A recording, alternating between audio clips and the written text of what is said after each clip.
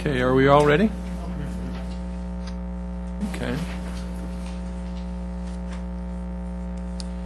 If you'd like to all take a seat, and we'll begin our meeting. And first of all, we'd like to welcome you to the Vista City Council, the Vista Community Development Commission, as well as the Buena Sanitation District meeting.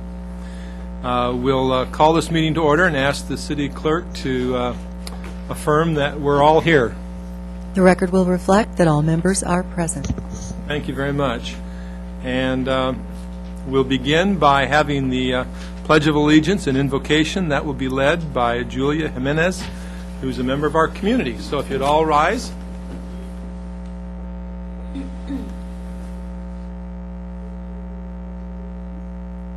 I pledge allegiance to the flag of the United States of America and to the republic for which it stands, one nation, under God, indivisible, with justice and justice for all. You'd all remain standing for the invocation. For tonight's invocation, I call on that delivered by the Reverend James David Ford, Doctor of Divinity, Guest Chaplain to the United States House of Representatives, and delivered to the House of Representatives.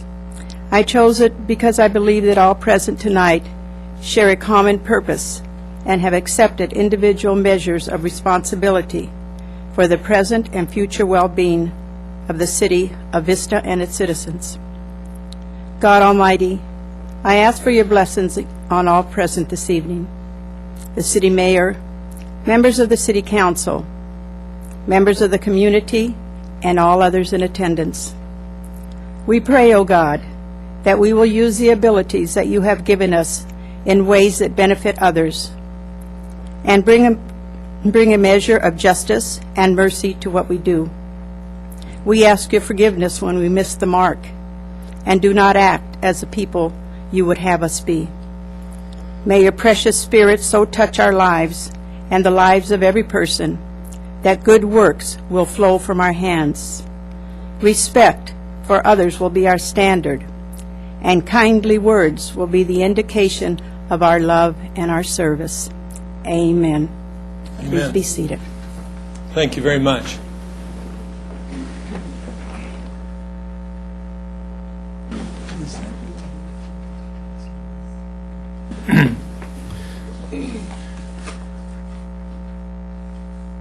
We'd like to welcome some special guests in the back of the room. Mr. De La Fuente's leadership class. If you'd all please stand.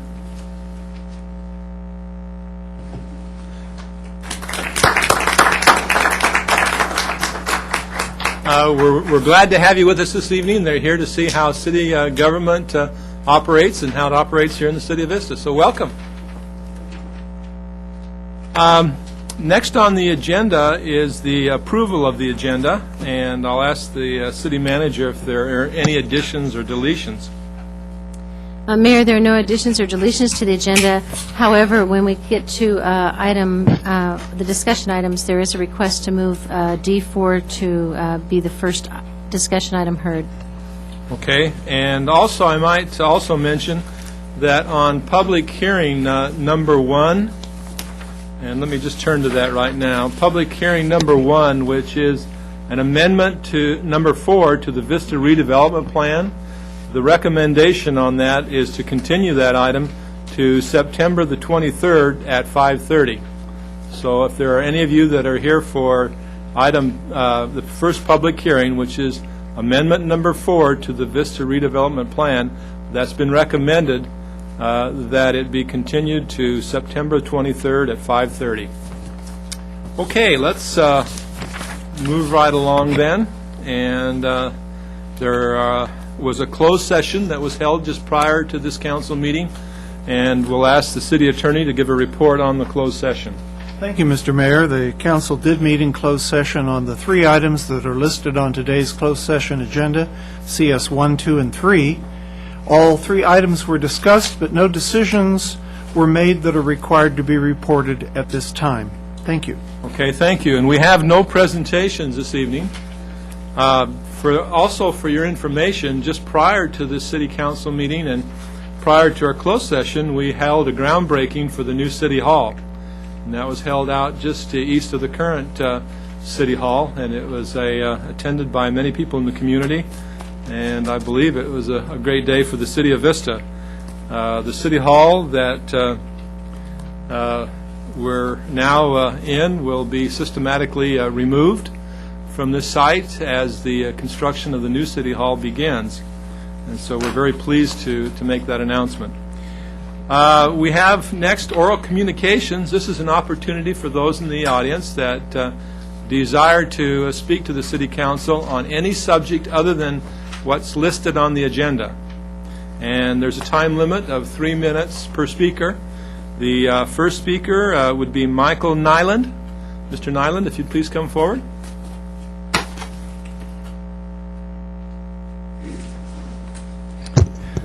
Good evening. Thank you, Mayor and members of the council. 4 years ago, I authored a letter signed by 5 households along Eucalyptus Avenue, just up the street, regarding removal of eucalyptus, dangerous eucalyptus trees.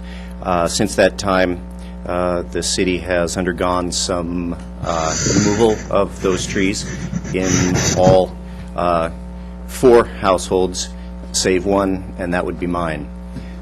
Last winter, I have been kept abreast of street tree ordinances and have gone through the appropriate protocol for street tree removal application to remove 2 eucalyptus trees in front of my residence at 935.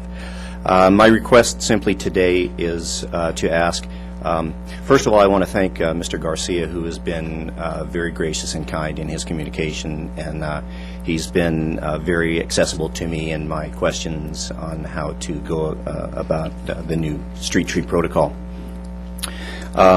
I have been approved for 2 of the trees for removal, and my simple request is that I would ask that the city remove one of those 2 to include me with the 5 households from which one or more than one street tree was removed at city expense.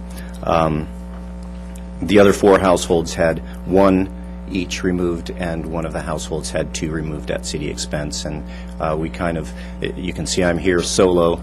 Everyone else has had much of the remedy already behind them, and so I would ask your consideration in removing one of them, and then I would share the responsibility of removing the second one at the protocol of 50%. So that's all, and I thank you for your time. Okay, as you know, we can't take an action this evening on an oral communication, but what we'll do is we'll get a report from staff and then get back to you. Thank you. Thank you so much. The next individual would be John Byram. Mr. Byram would be followed by Erica Leary. Thank you, Mayor Vance and council members. Thanks for this time to speak with you. For the last 6 years, I've been assured that the City of Vista's 1997 policies would keep head shops, shops that sell drug paraphernalia, out of the City of Vista. And yet we have one now that has opened. It opened either yesterday or today at 984 East Vista Way. Your 1997 ordinance regulating location of tobacco shops only included distances restrictions from schools, but didn't include churches, parks, other regulated uses, daycare centers, or other youth-frequented locations, which other cities usually include.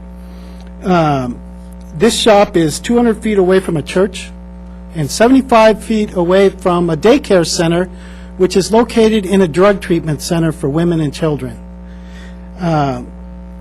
The women come to Vista Community Clinic, and they have to walk, they come there for health care needs, and they have to walk by this store on the way to our clinic.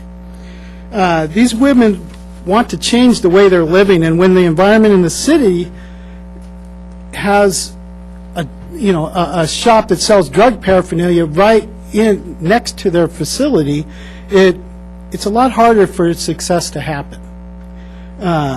I brought a legal analysis of the drug paraphernalia laws in California. It clearly states and has case law that upholds the sale of drug paraphernalia is illegal in California. And the myth that it's used for tobacco does not hold water. I have a few items that were bought at this location today that clearly show that this store is selling drug paraphernalia. I hope the leaders of Vista will create a healthy environment for all the residents, and as a professional alcohol and other drug prevention specialist, I don't believe the sale of drug paraphernalia contributes to this vision. Thank you for your time. And I have this to show you. This is a marijuana can. I'd like to... Please give it to the city clerk. And it has a marijuana leaf on it. I also have lipstick, right? And what it is actually a pipe. Now, you don't smoke tobacco out of this. And lastly is a glass pipe that they're selling it to. So I wanted you to look at those, and here is the analysis that we put Okay. together. Well, we'll just have the city clerk hold on to them, and we'll, I think we were all able to see them from that location. Did you want them back? You guys, Or did you want us to keep them? they cost money. I don't know what you're going to use them for. Actually, you guys will get them. All right. But someone in staff Very good. actually asked for it. Well, we appreciate your coming in and telling us about it. And we'll take it, get staff to look into it. Thank you very much. The next would be Erica Leary.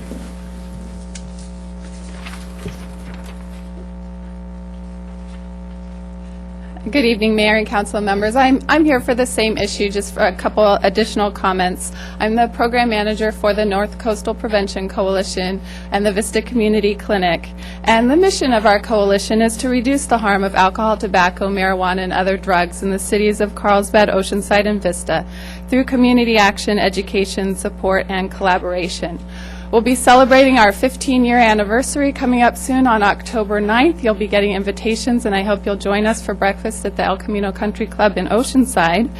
And we have worked hard over the last 15 years to create healthy environments in our cities to reduce youth access to alcohol, tobacco, marijuana, and other drugs.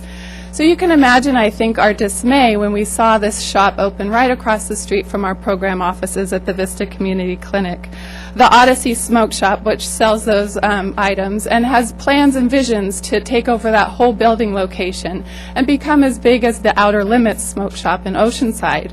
We were new to this field back in when was it, 2002, looking into regulations for smoke shops and head shops right at the time that Outer Limits opened. So they are still there, along with Inner World in Oceanside.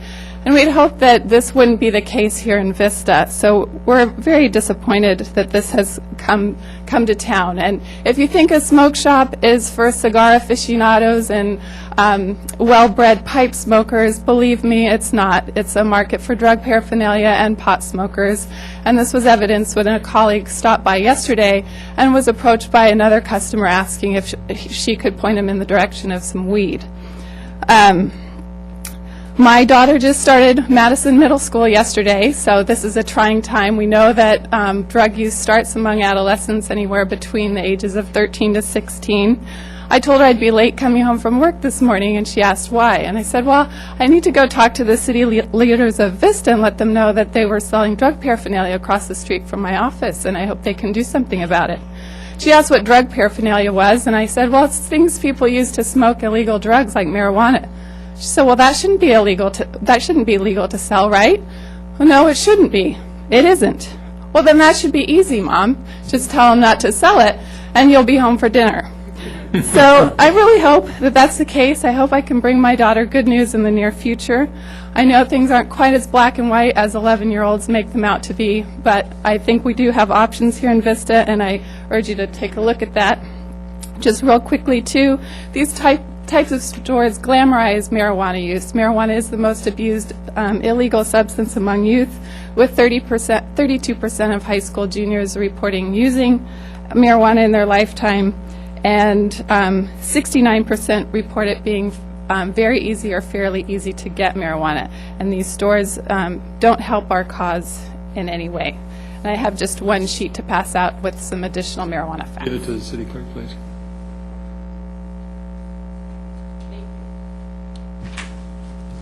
Okay, thank you very much. We appreciate you bringing this forward. Yes, Mr. Campbell. If I may, all the city councilmen serve on various committees around the region. I serve on public safety for Vista, San Marcos, Escondido, Poway. And of those being incarcerated in this county jails at this time, 75% of the women are found to have drug use in their history, and 65% of the men. And it's just an enormous problem. And recidivism is just terrible. So thank you for the efforts you're making, and we'll appreciate your input here. Yes, thank you. That concludes the items that on oral communications. The next item on the agenda is our consent calendar. These are items that can be considered with one vote that are ministerial in nature or that don't require independent discussion. I've had the request to remove item C6, which is an amendment of alcohol beverage control and cabaret licenses for the San Giorgio Lusano restaurant at 1280 East Vista Way. Are there any other items? Mr. Campbell? Mayor, thank you. I'd appreciate pulling C13 and C14. C13 and 14.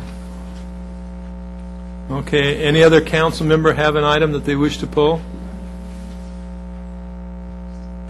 Okay.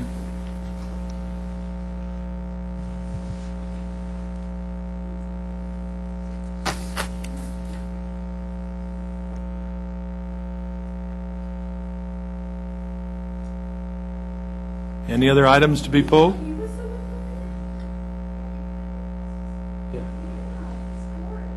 Well, that's fine. Just a question, if we, I have one individual, an L.R. Seaman for C6. Now, do you wish to pull it, or do you just, in case there's questions, you want to respond to questions? If there is anyone else that speaks. Okay, very good. Then we won't, there's no, just a second, Mr. Lopez. There are no other persons unless Mr. Lopez wants to pull it. Okay, we've had one request from the City Council to pull that item, so it's still pulled, item C6.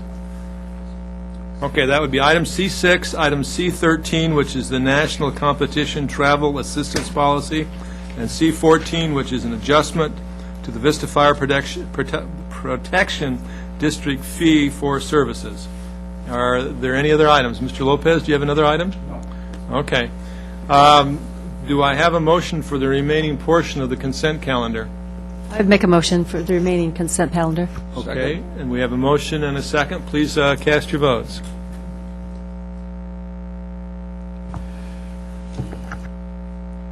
Okay, very good. We need to find out what the vote was. Pardon? Out of range. It says out of range. Well, let's do it this way. It's, okay, it doesn't show on ours, but anyhow, it's 5-0 in favor, so we'll proceed. The next item would be C6, which is the alcoholic beverage control and cabaret licenses for San Gregorio Lusano on 1280 East Vista Way. Would council like a report, or would you just want to speak to the item? Lopez, do you want to report, or? But what I would like to speak, I think he would like to have it extended another hour instead of the midnight. That's what's on here, yeah. Pardon? That's what's on the agenda, isn't it? Until 1 o'clock. No, it's only until, Mayor Pro Tem Lopez is suggesting till 1 a.m. instead of till midnight. What's on the agenda and what has gone through the Planning Commission for the special use permit is 1 hour, midnight, not 2 hours. Yeah, we can't arbitrarily change that to another time. You cannot change it here tonight? I don't believe so, can we, Mr. City Attorney? We'll have to go back to the Planning Commission. Okay. Well, So it would have to go back to the Planning Commission to go till 1 o'clock. would you have the gentleman come up and speak on that? Would you like to? Okay. Please come forward. Okay, Mr., is it Seaman? Please come forward and speak to us.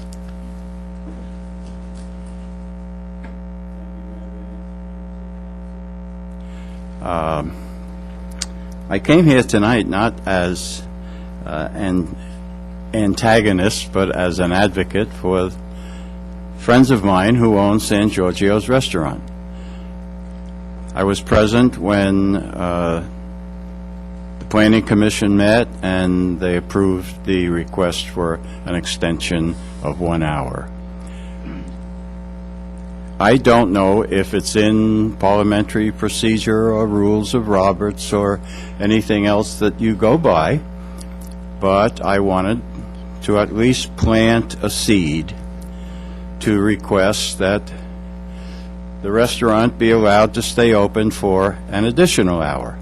If this is not the time to do it, then I don't want to waste your time. If it is the time to do it, then I would like to talk about it for a couple of minutes. Let's put it this way, the seed has been planted, but there's nothing we can do about it this evening. Okay. Thank you very much. Okay, very good. Mr. Gronke, did you have a comment? I was just going to register a no voter on this, but since it's been pulled, I want to make the comment that when I look at the percentage of alcohol, which is for a restaurant 25%, and I see that a restaurant is getting up near 35%, I sometimes wonder whether I'm talking about a restaurant or a bar. So I caution my colleagues on this council that we need to be careful with the definition of what a restaurant is and what a bar is as we continue to see this particular restaurant, their percentage is increasing on an annual basis. Okay. City, Mrs. Gelder, correct me if I'm wrong, but I believe we don't really have a real say in terms of whether they get their ABC license amended. And what we've been able to do is to seek some additional constraints and get those included in that, so that I'm not sure that a no vote is going to be what we, I understand what you're saying. Okay, Mr. Campbell? Well, on the same point, Mayor, I believe the staff report on the statement of subject talks about the need for a special use permit, and maybe the staff could clarify that requirement if alcohol sales exceed 25%. Councilman Gronke, I looked back at that sentence, and I see where you're understanding it to be that it's increasing. That actually is meant to show that it's been decreasing. That was going back in chronological order. So it's gone down from 34% to 27%. Well, just as an illustration, please clarify if it is consistently over 25%, there's a special use permit needed? That's the question. Exactly, and that's based on our code. Yes, we require a special use permit for any businesses that sell more than 25% of their total sales in alcohol. So since they are consistently over 25, even though it's been decreasing, we did make that a requirement for their request to extend their hours. That it be reduced to 25%? With the special use permit. With the special use permit? That they get a special use permit before we would consider loosening the restrictions on the ABC license. Mr. Conley, did you have anything else you wanted to add? Okay. Very good. Mr. Lopez, did you have another comment? Sure. The reason I would like to see up until 1 o'clock is that they have the karaoke there. And most of the folks that go there, because I've been there several times, are elderly people like myself, and there's some young ones, but they go there to sing and enjoy and dance. And in Vista, we really don't have that. And this organization has done a great job in controlling what goes on there. And I just felt that tonight that we could have given them an extension of another hour there, because I think they've done a great job there, and they watch what they're doing. But since we can't do it, then if we can't do it, we can't do it tonight under what we're doing here. That's correct. We can't do it tonight, but I agree with Mr. Lopez. They have done a good job there. Mr. Lopez, I wasn't aware that you were a singer. Well, and that's good news. I drink 7-Up when I go there. Oh, it's not what you were consuming, it's what you were doing while you were there and singing. That's great. It's only in Spanish. That's wonderful. Mrs. Ritter. I forgot what I was going to ask. Just a minute. Okay, the question was, so if we vote on this tonight, then, and we give him to, 12 tonight, and then will he come back with a special use permit? Am I understanding that right? The special use permit was approved on August 5th by the Planning Commission. So that is already in place. Yes. He already has that. So then if we approve it tonight for 12 o'clock, then what would it take? He has to go back to the Planning Commission, ask one, and then come back to us again? They would have to do a special use permit amendment. Okay, but would it cost more money? No more money. Okay, very good. Okay, so so I actually agree with Mr. Lopez. I don't have a problem giving him an extra hour, because I think they've been responsible business there. Okay, Mr. Gronke seeks some clarification. I'm reading the staff report, and says the last 4 quarters of alcohol sales compared to totals of 27, 26, 30, and 34%. And then you're telling me there's a reduction here. I was going back chronologically. The most recent was 26. Before that, it was 27. Then it was 30, and a year ago it was 34. This is a backwards trend. Okay. Okay, thank you. Okay. Yeah. Mrs. Ritter. Then I would make a motion that we approve, that we go by staff recommendation and approve this.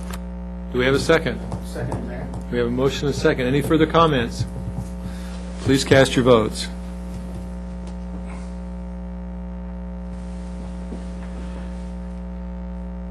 No, we're still out of range. All right, what's the vote? 5-0. Okay, very good. Okay, very good. Next, we'll go on to item number C13, which is the National Competition Travel Assistance Policy. Okay, Mrs. Brendel. Thank you. Good evening. I'd like to introduce Mr. Bill Crane, who will give the presentation tonight. Good evening, Mayor and members of the City Council. Good evening. The following report will provide background information on the proposed nonprofit youth organizations National Competition Travel Assistance Policy. From time to time, the city receives requests from local youth sports teams and organizations to provide funding assistance to participate in national competitions. Historically, the City Council has approved assistance to these requests on a case-by-case basis. Exhibit 2 of the agenda report provides a listing of City Council approved contributions since fiscal year 1999-2000. During this time frame, travel assistance has not been provided to more than one nonprofit youth organization in any fiscal year, and in 3 instances, no assistance was provided to any such organization. The purpose of the proposed policy is to establish procedures to address these requests from organized youth sports teams and organizations in a fair and consistent manner. The proposed policy was reviewed and endorsed by the Parks and Recreation Commission at their regular meeting held last night. The Parks and Recreation Commission provided a recommendation that the nonprofit youth organizations conduct fundraising to be eligible for assistance, and that information on their fundraising efforts be included in the application for assistance. The fiscal impact of the proposed policy could vary from year to year, dependent upon the amount set aside from the year-end fund balance for this purpose. However, staff recommends an appropriation of between $3,000 and $6,000 annually. As with any other appropriation, if monies are set aside and the city receives no request for travel assistance, the unspent appropriation would likely become part of next year's year-end fund balance. This concludes staff report. We are available to answer any questions that you may have. Okay, thank you. Mr. Campbell, you pulled this item. Thank you, Mayor. I think this is an excellent way to deal with the issue, so the organizations will know in advance how the process works, rather than us getting some fairly frustrated emails from people saying, well, why can't you help me now, at a last-minute type of thing. And we do have to budget, and we do have to contemplate the financial impacts of it. And I think the staff's recommendation as to policy is excellent. I think it really is. But I had one recommendation to my associates, and that would be that in any given year, $6,000 seems to be an adequate sum if there's no money in the kitty. But I would recommend that if there's no draw upon that money, that up to 50% of it be accrued into a kitty that would not exceed $10,000 at any point in time, so that should we have some opportunity to send a team again to a major competition, knowing the costs have all ballooned on travel, that we'd have that reserve in place to do that. So it would be to accept staff recommendation with a modification that up to, if it's not called upon, up to 50% be accrued forward to a maximum of $10,000 to be available for future. Because there may be a year in the pending future we don't have a reserve capable of helping anybody, and that would be a shame not to have them travel. Okay, very good. Mr. Lopez? Thank you. Did you want me to second that, Bob? Well, that would, there may be discussion, but that would be a motion. Okay. We're done with this discussion yet. A lot of the teams here in Vista, whether it's baseball, soccer, whatever, Vista has produced a lot of talented young people here in Vista, and often the parents, they maybe can't afford it, but as it is, a lot of the sports today cost a lot of money for those young kids to be out there, and I think that when you have a team that goes out like the Little League went out back east and really promoted our community, I think it was a good thing. They were great young men out promoting our community.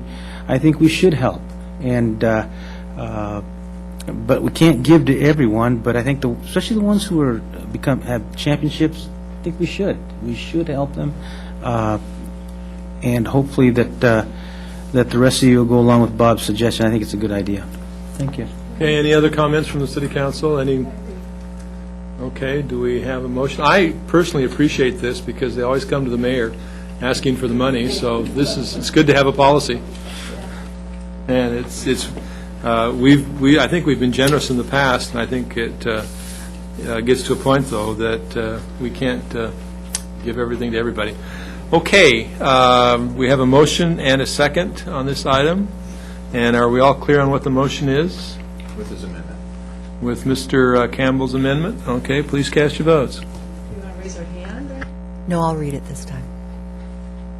Where's Patrick when we need him? It passes 5-0. Okay, that one passes unanimously as well. Okay, the next item is an adjustment to the Vista Fire Protection District fees for services. So, Andy? Please.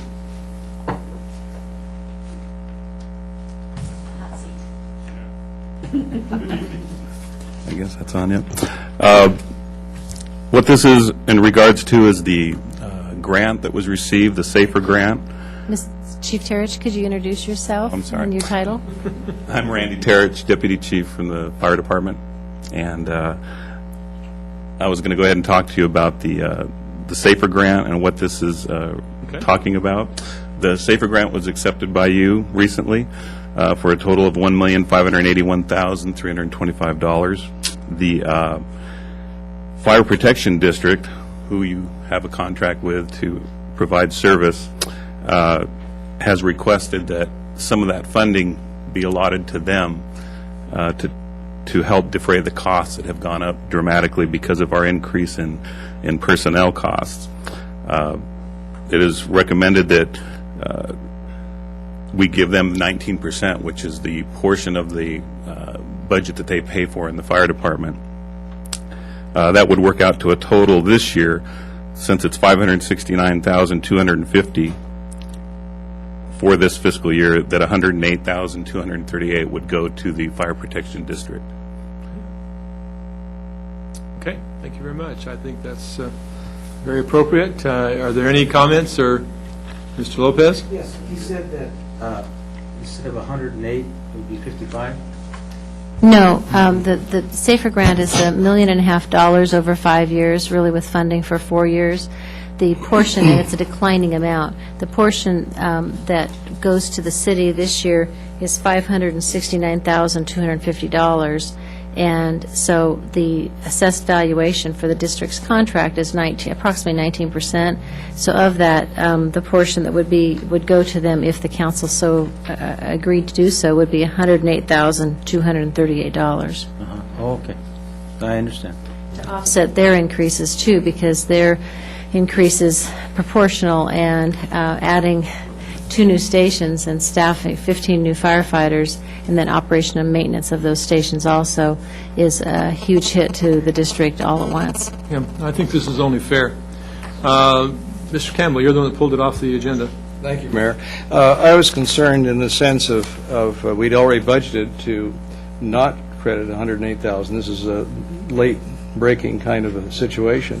What will we be giving up? And while you think of the answer, what concerns me is that for years, I really respect our relationship with the district, and I'm glad we have that arrangement. I think it benefits everybody. But I believe that there's been a concern on the part of the district that we improve our services and increase response times and provide as best service as we possibly can to that district. And we're in the process of doing so. Now the question arises that it's not affordable in a sense. And that I don't want to see us not be able to provide the services we're wanting to provide. That's true. Councilman Campbell, I think that what the district is saying is that they got hit with a couple of things this year. One is an accrual or depreciation on equipment that was omitted last year, and then simultaneously their portion of costs for the new firefighters and stations operations and maintenance. And so for the first time, they're having to dig into reserves rather than having their property taxes be able to pay for their contract services.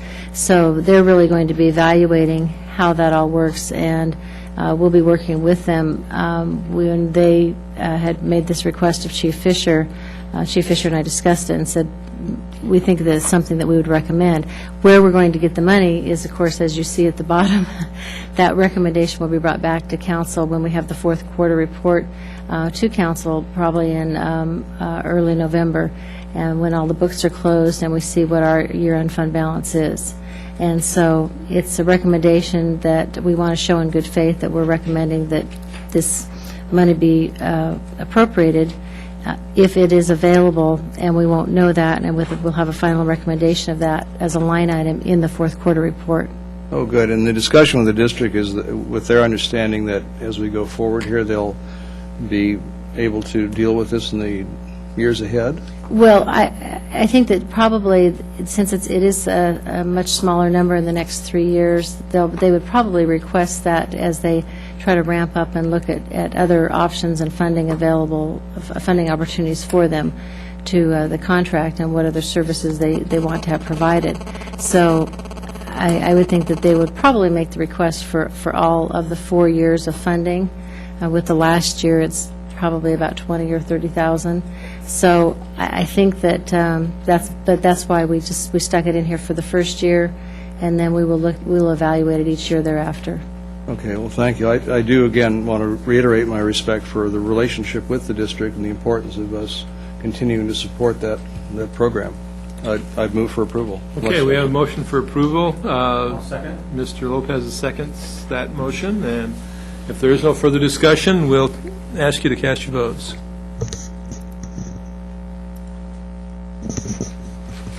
That recommendation passes 5-0. Okay, and that passes unanimously. Next, we'll go to the discussion items, and as we mentioned earlier, item D4 would be the first to be discussed. That's the Wayfinding Program Design Concepts. Mr. Kevin Ham, our Economic Development Director.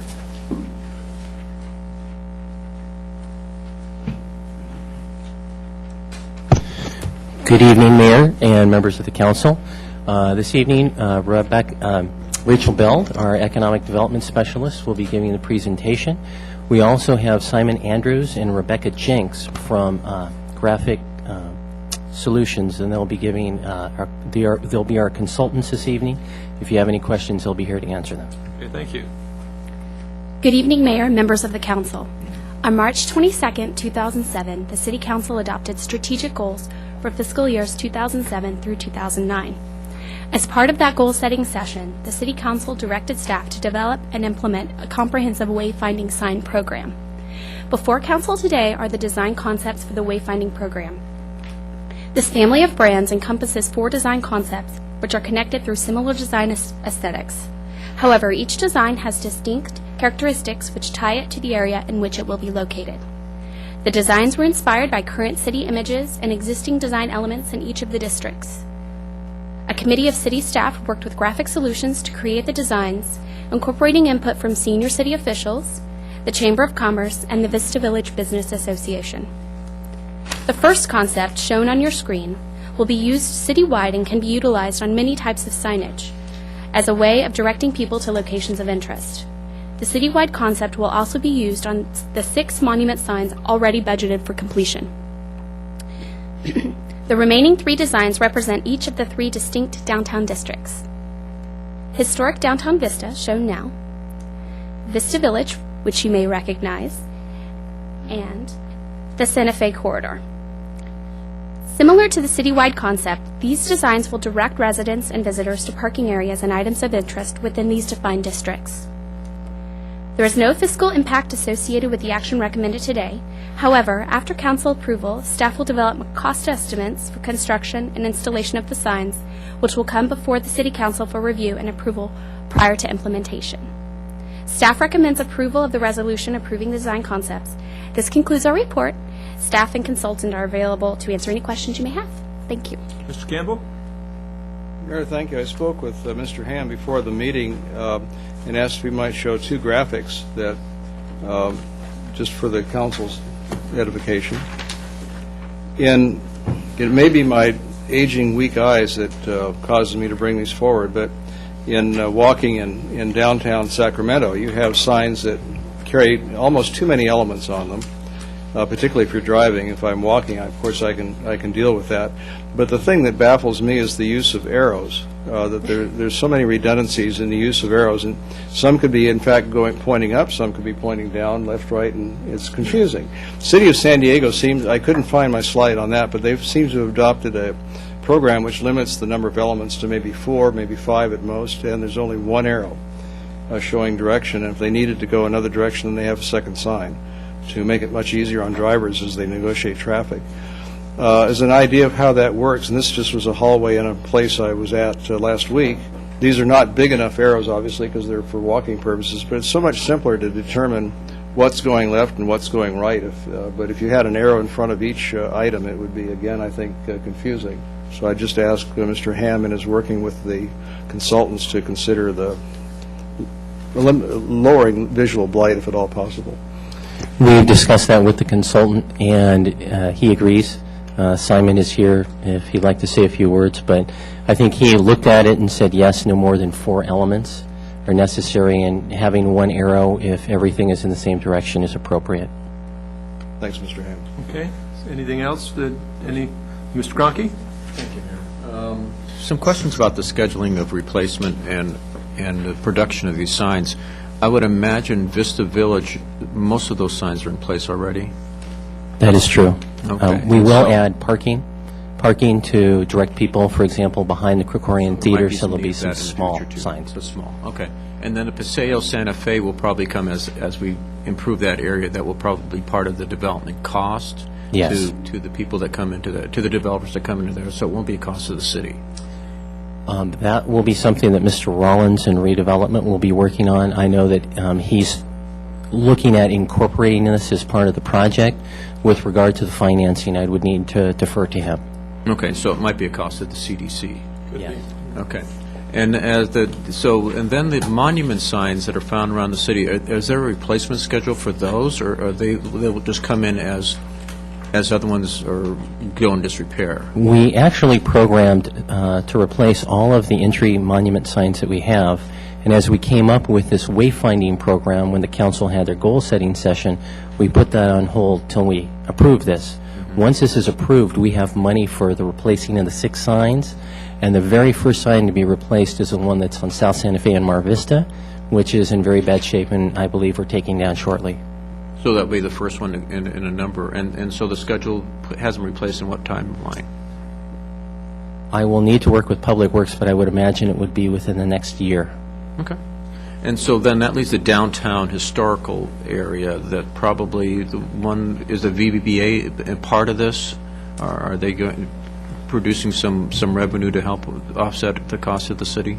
The VVBA has been part of this. They have not, or we have not discussed producing additional revenue to offset the cost, but as we put in new signs, for example, kiosks that direct people to points of interest downtown, we will use this unified concept so it ties the entire district together as well as the entire community. Okay. So how about when someone's driving down the road and they're coming from the village to the downtown area, would there be something at the curb level then, or something like a street sign that would say you're leaving one section to another, because they're adjacent to one, and so would the Paseo too, for that matter. They'd be all adjacent to one another. We actually have a master map, and we're going through it and delineating exactly those areas where these signs would be and the direction to points of interest. So as part of our next step, we will be designing those locations or identifying those locations, coming up with the cost for the signs, as well as the implementation schedule, and be bringing that back to you. Thank you.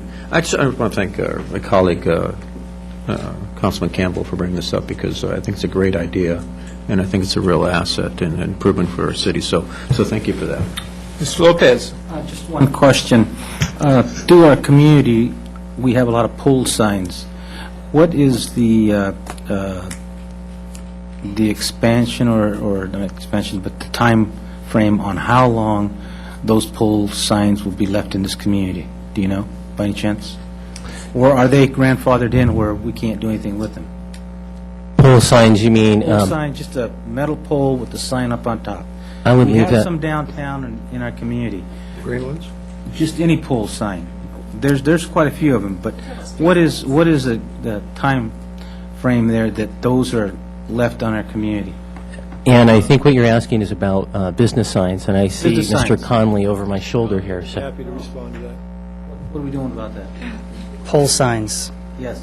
Commercial pole signs, if they are 35 feet or less and they conform with our code, then we are mandated to leave them there until we change our code. And once we change our code, if we decide to eliminate the requirement or the allowance for pole signs or reduce the height, then there would be a period of time that we would have to allow them to stay before we would be able to abate them.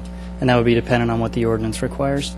So we have no ordinance right now at this time? We have an ordinance right now that allows up to 35 feet, and the majority of pole signs around town are 35 feet or less. There's a few that are not, and we're working with the Attorney's Office on selective abatement of those signs.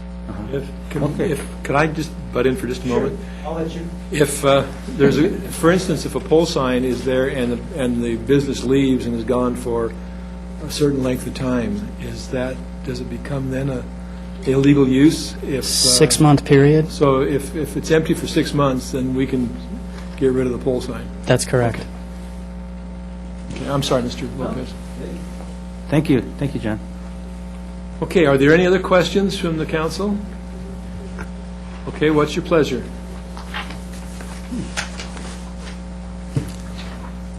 Move for approval. Okay, we have a second then? Second. We have a motion and a second. Since there is no further discussion, please cast your votes.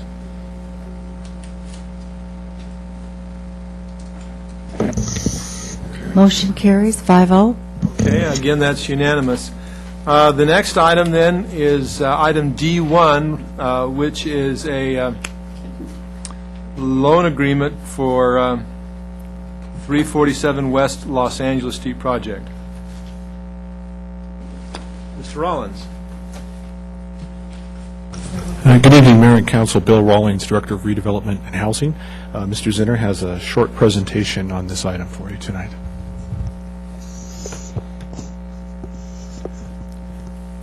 Okay, good evening, Honorable Mayor and members of the City Council. One of the goals of our affordable housing program is to provide housing opportunities to a range of individuals and households, including those that have special needs. Tonight, you're being asked to consider a loan agreement with San Diego County Supportive Housing Incorporated to assist in the development of a 15-unit affordable housing project, which will serve adults with physical disabilities. San Diego Supportive Housing, Inc. is an affiliate of Accessible Space Incorporated. Accessible Space is a 501c3 nonprofit organization which is based in Minnesota, which develops and operates these types of facilities across the country. The project site is owned by the developer and is located at 347 West Los Angeles Street, just west of North Santa Fe Avenue. The site is currently vacant. However, previously it contained a small, dilapidated house which the developer has since demolished. They took this action to address concerns which were raised by the Sheriff's Department and also the city's Code Enforcement Division. The project will include a 2-story structure containing 14 one-bedroom units and 1 2-bedroom unit. The units will be rented to low-income individuals, again with physical disabilities. Typically, most of the units will be occupied by individuals from the local community, and the developer has agreed to work with staff to market the units to Vista residents. The project's design has been reviewed and approved by the city's planning staff and also by the Planning Commission. The units will be rent and income restricted at the very low affordability level, meaning that a household of one person may earn no greater than $27,650, and that their rent could be no greater than $721 a month. While the U.S. Department of Housing and Urban Development requires that these units be restricted for a period of not less than 40 years, in this project the units will remain restricted for a period of 55 years. And this longer restriction period is so that the units are consistent, so the restrictions are consistent with California redevelopment law for rental projects. The Commission's proposed loan is for $100,000. This loan will accrue interest at 5%. However, the principal and interest is to be forgiven if the developer completes the 55-year affordability period. The total budget for the project is approximately $5.3 million, with nearly $4 million coming through the HUD 811 program. Approximately $1 million would come from the state, and the balance would come from other sources. The Commission's funds will not be dispersed until the other funding sources have been fully secured. The schedule anticipates a construction start, which would be later this year or possibly early in 2009. That start date is dependent on them securing those other funding sources that I just mentioned. And the construction period is estimated to be approximately 15 months. In closing, this project represents a great opportunity for the City of Vista as it provides much-needed supportive housing for adults with disabilities, eliminates blight in an area in need of physical improvement, and it strongly leverages the Commission's limited financial resources. This concludes my presentation. Mr. Rawlings and I and the developer are available to answer any of your questions. Thank you. Are there any questions from the members of the City Council? Mr. I'm sorry, you're going to have to raise your hands. It's not working. I think Mr. Gronke was first. A couple questions. First of all, I just want to make the statement that anytime we can produce low-income housing is a good thing, because even in this depressed market, things are still out of sight for a lot of folks. But I do have a couple questions. Typically, when we produce these types of housing units, we get credit from the state. Are we getting credit for all the units or just a proportional share? Interesting question, Mr. Gronke. This particular project is located outside the current redevelopment project area, which, if that were to continue to be the case, we would receive half credit under redevelopment law because it's outside the project area. Half the unit, okay. If the proposed expansion is approved, it would be within the expanded redevelopment project area, in which case we would receive full credit.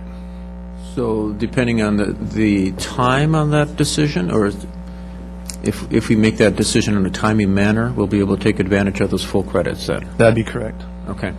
My second question deals with the history of this particular agency, San Diego Supportive Housing. How long have they been in business? Do you have any history on them? Actually, San Diego County Supportive Housing has been formed as an entity for several years. They actually started working in San Diego County on a project in Poway, which didn't pan out. That was when they started looking around in other areas of North County. However, San Diego County Supportive Housing is really just an affiliate corporation which is set up by the parent organization, Accessible Space.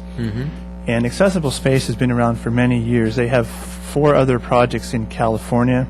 They just opened a project, or are just about to open a project in South Lake Tahoe, and they have projects across the country. If you'd like more details on the organization itself, we could ask Mr. Billmark. And the reason I ask the question is because of management, of long-term management of the facility, because you can produce a really fine facility, a great project, but if you don't manage it well in the long term, then it really creates future slums. So the parent company has a long-term history of managing these well.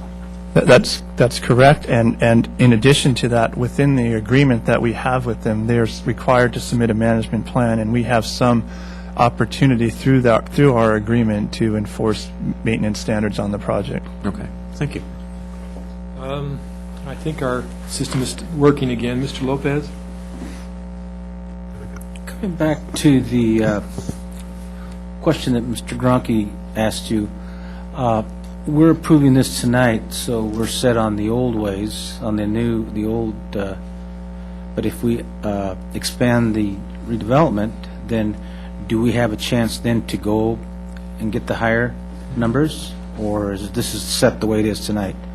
No, if the project area expansion goes forward, we would be able to take advantage of the higher numbers. The project isn't going to be completed. They won't receive a certificate of occupancy for quite some time from today. Okay, so we will be able to, assuming we approve the plan amendment, we'll be able to take advantage of those higher numbers. We have a similar project out there on Anza, and I think it's kind of the same type of project. No, but as far as the when they design those buildings and the landscaping, what I've seen is that they've kept those up pretty good. And I think this type of project, when you have an organization like that, I think that would keep this type of project in good shape, and I think it would look nice out there, keeping that project up. So I think tonight I'll be in favor for this. Okay, thank you. Mr. Lopez. Mr. Campbell? Thank you, Mayor. I think Mr. Lopez and Mr. Gronke touched on what was my area of concern. Over 55 years, a project could change drastically. Ask in a neighborhood. And there needs to be a management plan submitted. That'll be submitted then after all of these things are approved and in place, I would imagine. That's correct. And then you'll review that for such issues as, I'd call them CCNRs or whatever, to make sure that the property is properly maintained and the landscaping doesn't disappear. Yes, that's true. And how would that be enforced over the life of the project?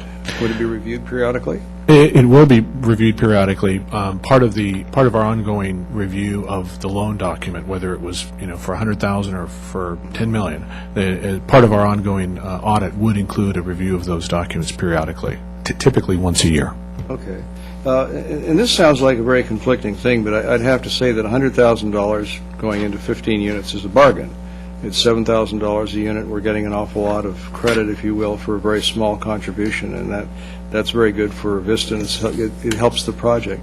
But here's just something. It's a philosophical thing. If you take the $5.3 million and divide it by 15, you end up with a $310,000 single-bedroom unit. And that just seems like an awful lot of cost for a public-funded project for that type of housing. Particularly, it's a single-unit building, not individual buildings. How many square feet is this project? I don't have that exact number. I would, as a partial answer to your question, I'd point out that, again, this facility is designed specifically for people with severe physical disabilities, and so there are additional costs associated with providing for that. But these are single-bedroom units without supervised help, I would imagine, from what? Part of what's wonderful about this program is the program contains ongoing support of a non-real estate nature, so to facilitate the continual day-to-day operation of the folks there.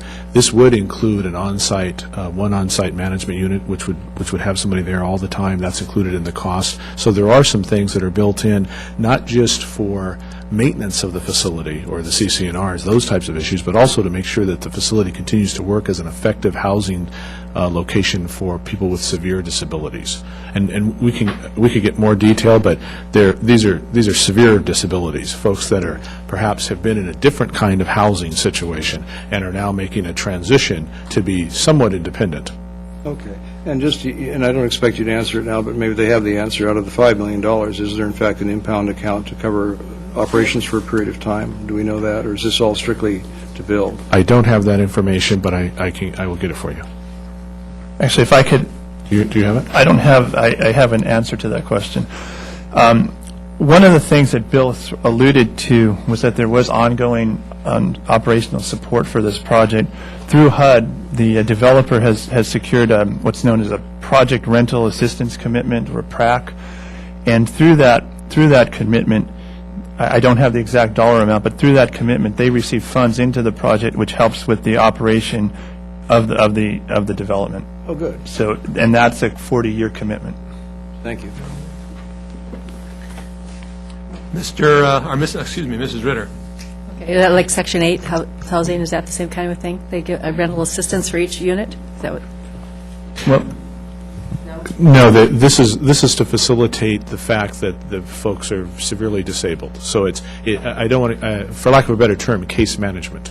Oh, it's not case management. Similar to case management, it's not to support the rental payment. It's to support their ongoing involvement in the community and adaptable outreach and those types of things. Is it like a group home? I mean, is there individual kitchens in each one, or is it like a group kitchen, and do they have will they have a bus that takes them places? I mean, is this like a group home, or is this each individual person independently living on their own? Go ahead. They're like individual apartments. Apartment. Oh, okay. I get my main concern, which everybody's hit on, was the ongoing management of it. And if I remember right, our city, we do have one that we review here in the city that comes to us periodically every so many years, that we look at the ongoing management of it. So that would be important, that it comes back to the city council and somebody, over the years, make sure that it's managed well. That would be my concerns about it. So, but will this go to the planning commission? Sent from here? Is this the final? Because we don't really have a lot of plans and things here. Is this the final thing? No, this actually went to Planning Commission almost quite some time ago, actually. So it's been there already? It's been approved by the Planning Commission. Oh, okay. Yes. And they've made all their changes and all of that with it. Oh, okay. Okay, that's what I was concerned about. I guess that's all I had, my question. I'm sorry, I was getting instruction. Are you done? Okay. Mr. Lopez? Just one question. Thank you, Mayor.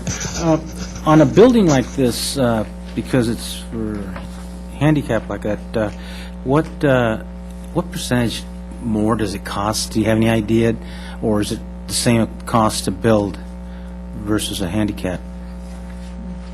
I don't know what the percentage cost is. It is more expensive due lot to more the type of, expensive? it's significantly more expensive due to the type of construction and the methodologies that are used. If I may, one good example of the additional cost is where typically you might have a 4-foot hallway. In this project, everything needs to be 6 feet or wider because you need to have the ability for 2 wheelchairs to pass each other. So that's just kind of one example of the magnitude of additional cost. So quite a bit more then, huh? There is some definitely costing. Okay, thank you. Okay, I think we're ready for a motion, unless that item is for this one. I'll go ahead and make a motion for staff recommendation on adopt Community Development Commission resolution next and adopt City Council resolution next. I'll second. Okay, there's a motion and a second. If there are no further questions, please cast your votes.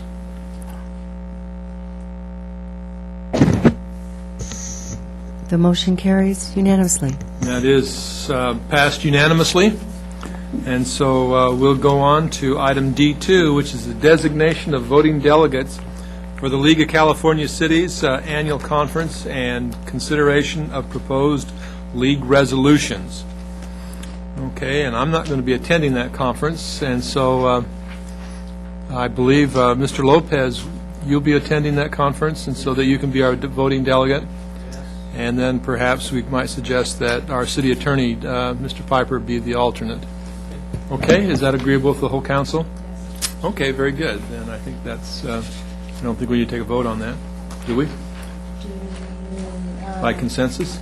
By consensus. Okay. Item D3 is the economic stimulus package. Mr. Winnie? If I may, we also need the council to take a position on the 4 resolutions that will be voted upon at the conference. Okay, would the council like to take, would someone like to make a motion? These are ones that we have referred to council in the past. The first one is an Administrative Services Policy Committee to consider amendments to league bylaws. The second one is endorsing a statewide 211 telephone service system. The third is the Environmental Quality Policy Committee on endorsement of an extension of the Federal Section 45 production tax credit for biomass plants. And then the fourth one was the statewide water infrastructure plan. Well, I'd move for staff recommendation. Do we have a second? Second. Okay, we have a motion and a second. Please cast your votes.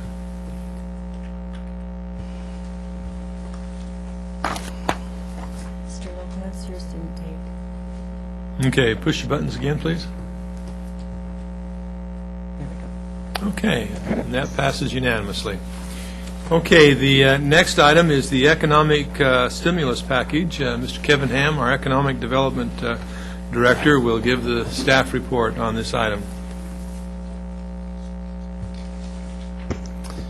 Good evening, Mayor and members of the Council. Before the City Council today is the Vista Economic Stimulus Package, also known as the VESP or Stimulus Package. The Stimulus Package is a list of incentives which will promote new development that is beneficial to the city and benefits both Vista residents and businesses. The goals of the Vista Economic Stimulus Package are to stimulate opportunities for new development that provide needed amenities and services for the community and create jobs for local residents. The stimulus package focuses on incentives qualifying developments within or directly affecting the redevelopment project area.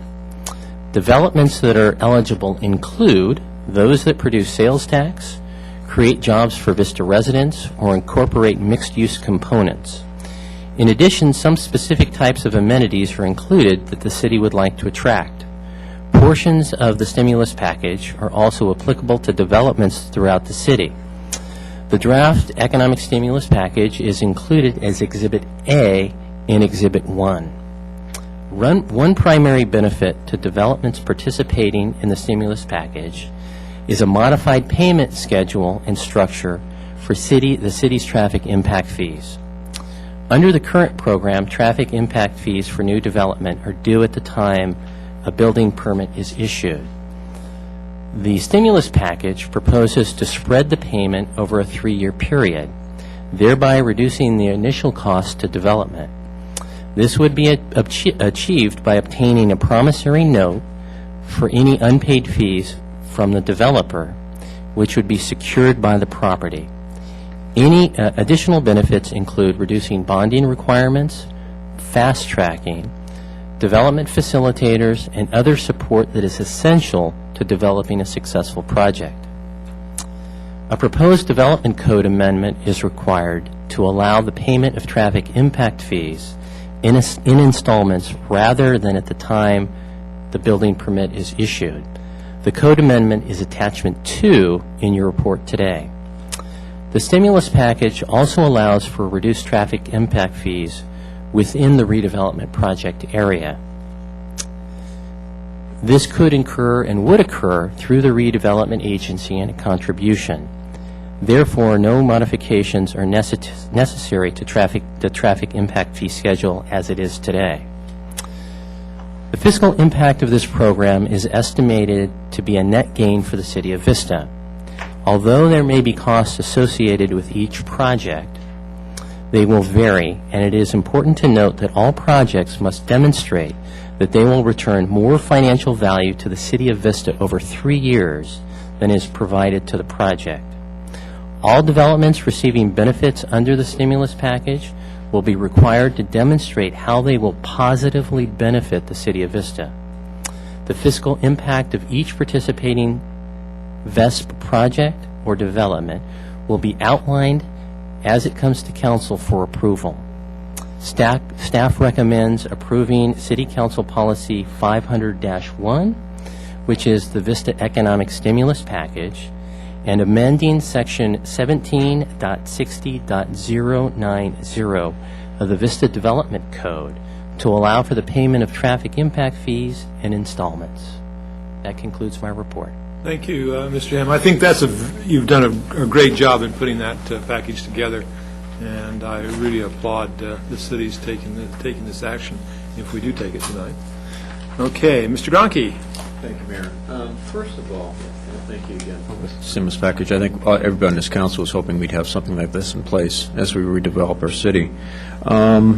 Maybe for the public, you might just give an indication of how much a traffic impact fee might be, depending on the commercial product going in.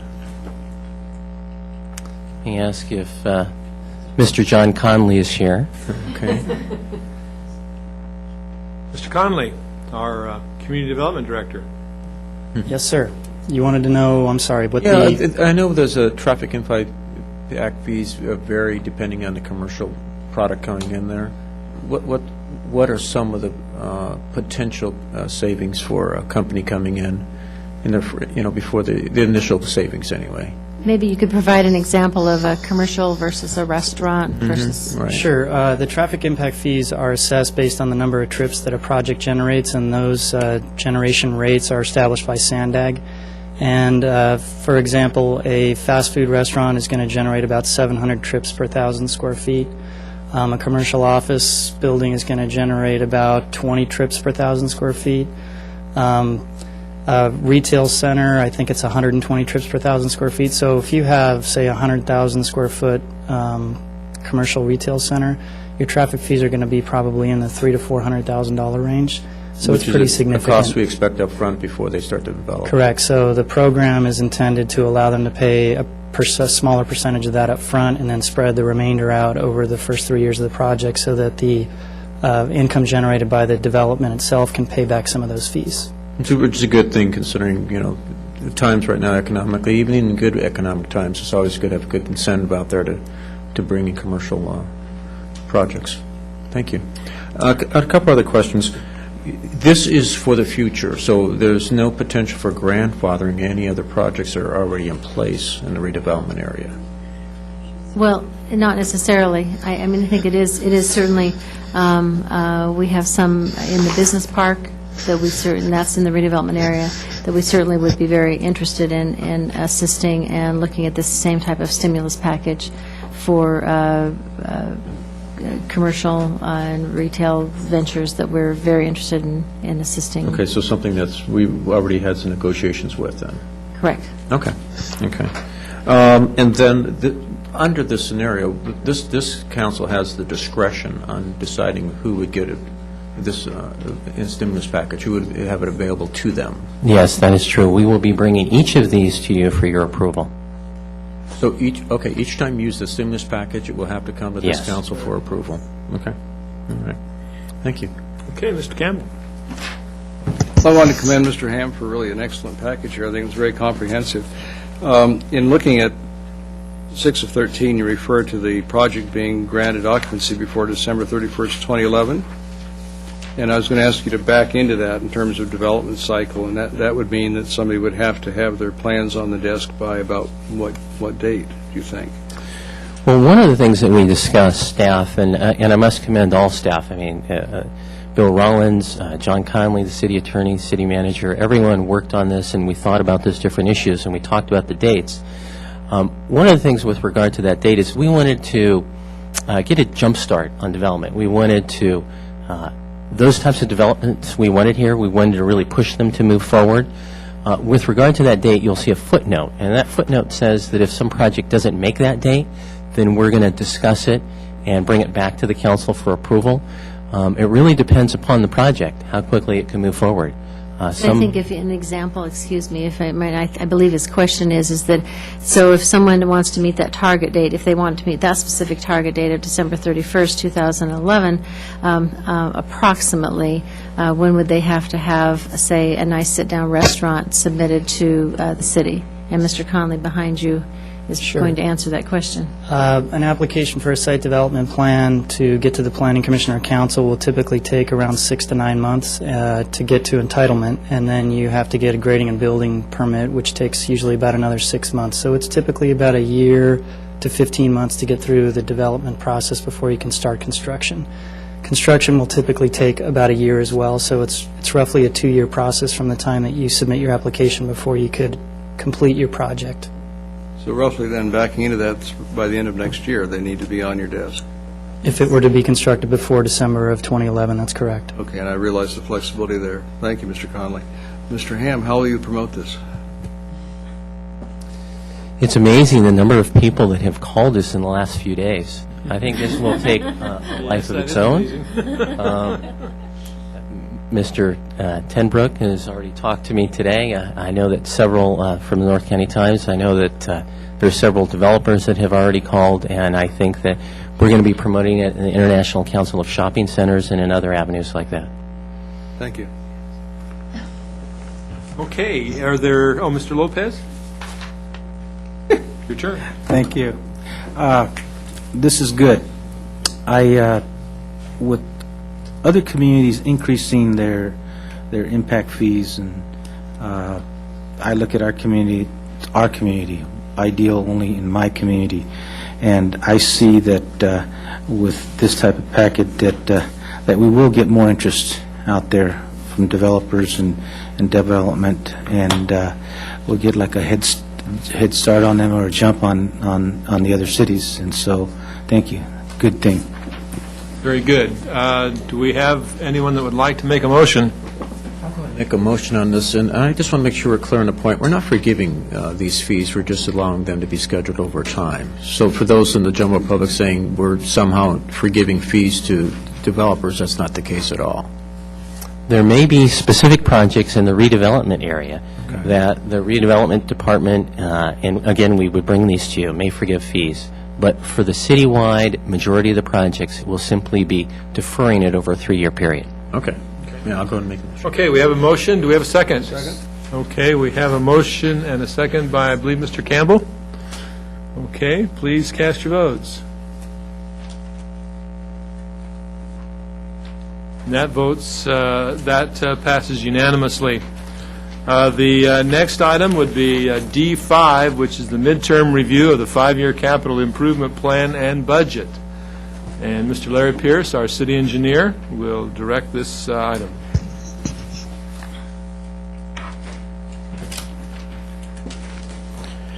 Good evening, Mayor, Council. Ms. Soja will be doing the presentation tonight, and I will be here for questions. Good evening, Mayor and members of the City Council. On October 9, 2007, the City Council approved a 5-year capital improvement plan and adopted the budget and appropriated funding for the 2007-2009 fiscal years. At this midterm point, we would like to provide you with an overview of the proposed revision and our accomplishments, covering a general picture of the CIP program. Revisions to 53 projects are proposed for your consideration. That includes closing of 7 projects that have been completed. Some of the funding revisions are due to redirecting funds from the completed projects to current projects. Funding revisions for the community projects will be discussed in the upcoming slides.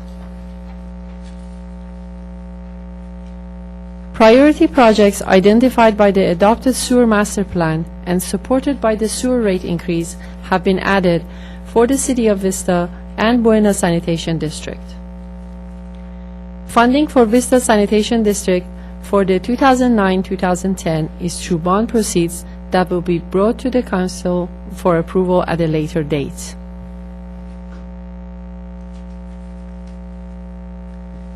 The appropriation amounts are mostly due to defunding from 2 sewer projects that have been ranked as lower priority in the sewer master plan and adding higher priority projects such as replacement of ductile iron pipes. Appropriations reflect a net amount after loss of $1.5 million from the 2008-2009 Prop 1B and $1 million from the 2008-2009 year-end fund balance in our annual pavement projects. Additional resources to meet the needs of the street projects are being funded by Transnet funding.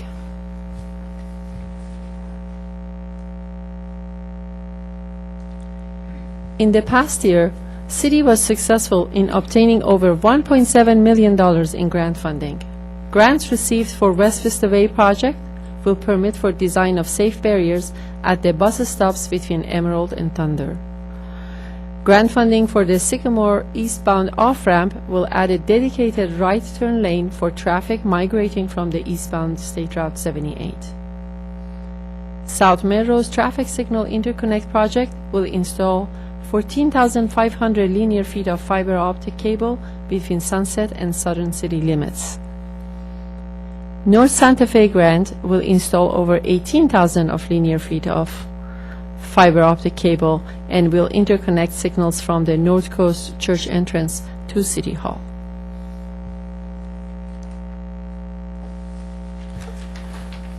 Our project list includes 82 total projects in 8 different categories.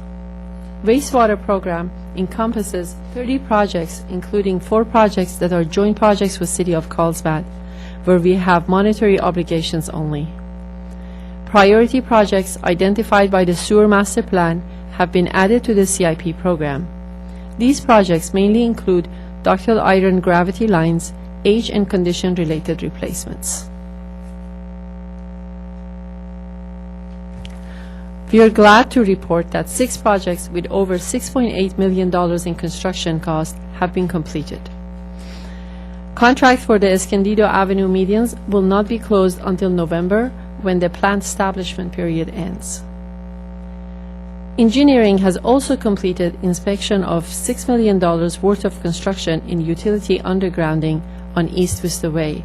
That was funded by the 20A funds from SDG&E and other utility companies. Design efforts on the listed projects have been completed. Some of the projects, such as the Vista Village Bridge Repair, Raintree Park Soccer Arena, tennis courts relocation and lights, are currently under construction. Advertising for bids for the Buena Creek Walk is still pending issuance of permits from offices of Fish and Game and the Army Corps of Engineers. Plans for Grapevine Sidewalk project will be brought to Council on September 9th for approval.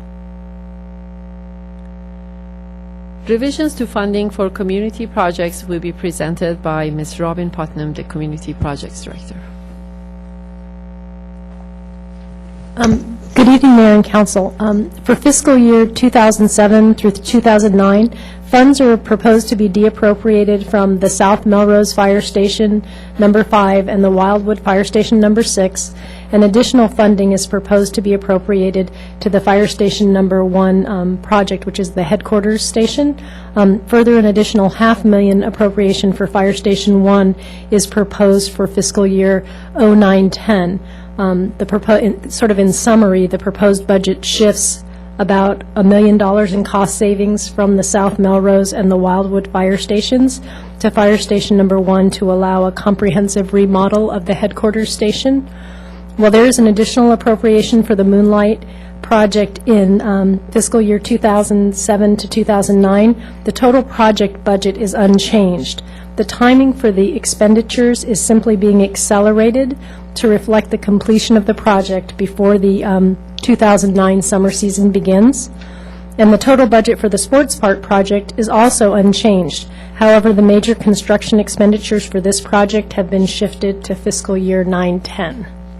The next slide shows that the funding... I just want to interrupt, and I want to make sure and clarify to council is that when they see a deappropriation, to reiterate again what you just said, what deappropriation on any of those projects, it doesn't mean that that project is not being funded fully. It just means it's being carried in. In the CIP, it's being shifted to another year because of the scheduling and timing of that project. And so if you look in the CIP, the capital improvement plan for the entire project for the page, such as for the fire stations or for the sports park, you will see that the full cost is still there and the money is still available. Thank you. The funding sources for some of the project management costs for the projects shown on this slide was identified as sales tax revenue. This funding is being deappropriated as the project funds are from bond proceeds and other sources, not straight from sales tax revenue. No direct expenditure of sales tax revenue is proposed, and as the council is aware, most of our project management costs are actually being funded by the community projects budget unit directly by city staff. And that concludes my part of the presentation, if anyone has questions. Thank you. Does that conclude the entire presentation? That's the entire presentation. Okay, are there any questions that council has regarding this presentation? Mr. Gronke? Thank you, Mayor. In your initial presentation, you said something about this 23 projects that are being revised. What's the total number of projects? Is that significant, 23 out of the total? Or? We have a total of 82 projects. 53 of them are going through some kind of revisions that are presented to you for tonight. Are they an upward cost revision or just revision of design? Thank you. Most of the revisions are funding. However, we are adding 17 new projects out of the 53. Okay. 7 projects are closed because they were completed. And we have 6 community projects that the funding was just explained. Councilman Gronke is asking about the 23. I'm just asking about the revised ones. On the 23? The need for revision. The 23 are mostly because the projects are further along, and if there was additional funds in those projects, we moved them to the current projects. Okay. Okay, so the revision doesn't necessarily mean additional cost. It just means they're just placed in a different place in the schedule. Correct, and a lot of them are actually we're subtracting from, you're taking away from the projects and adding to another project because the funds are not needed any longer. An example is the $1 million that we had hoped to have from year-end fund balance to put to streets projects, and additional Prop 1B money that the state isn't funding. So those are both revisions. They're major revisions, and unfortunately, they're major reductions to funding. So those are reductions to funding to those projects for streets. Okay. And about the sewer spill that we had a year or so ago with Carlsbad, are those part of these capital improvements? No, that's not. Okay, so we're going to have to pay for that as out of sewer money then? Yes. Okay. Okay, Mr. Campbell. Thank you, Mayor. I was going to ask you about our old friend inflation. There was a period here starting around 2000 when in 4 years period of time the Caltrans construction index doubled, and which was just, I still don't believe that, but apparently it did.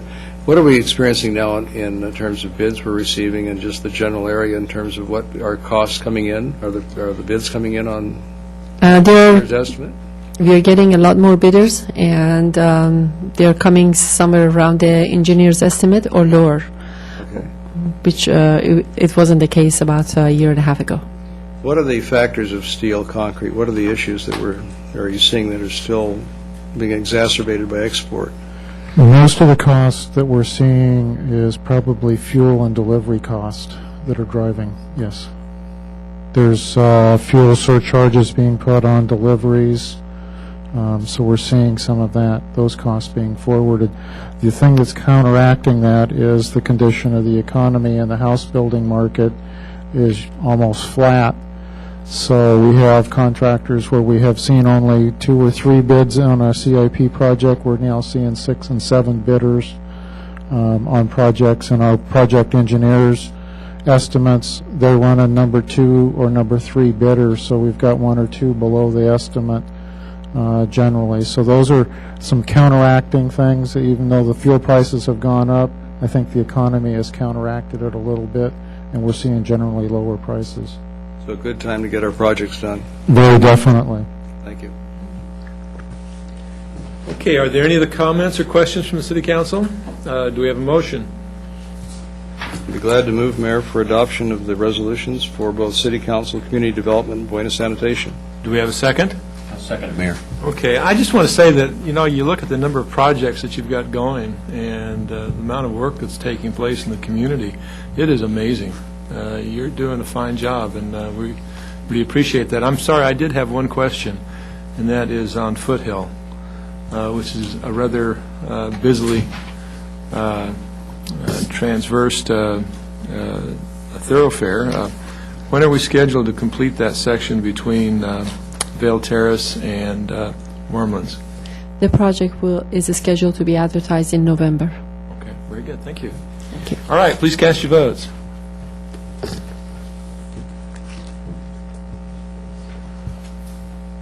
Okay, and that passes unanimously. Next, we go to the public hearings. Public hearing number 1, which is an amendment number 4 to the Vista redevelopment plan.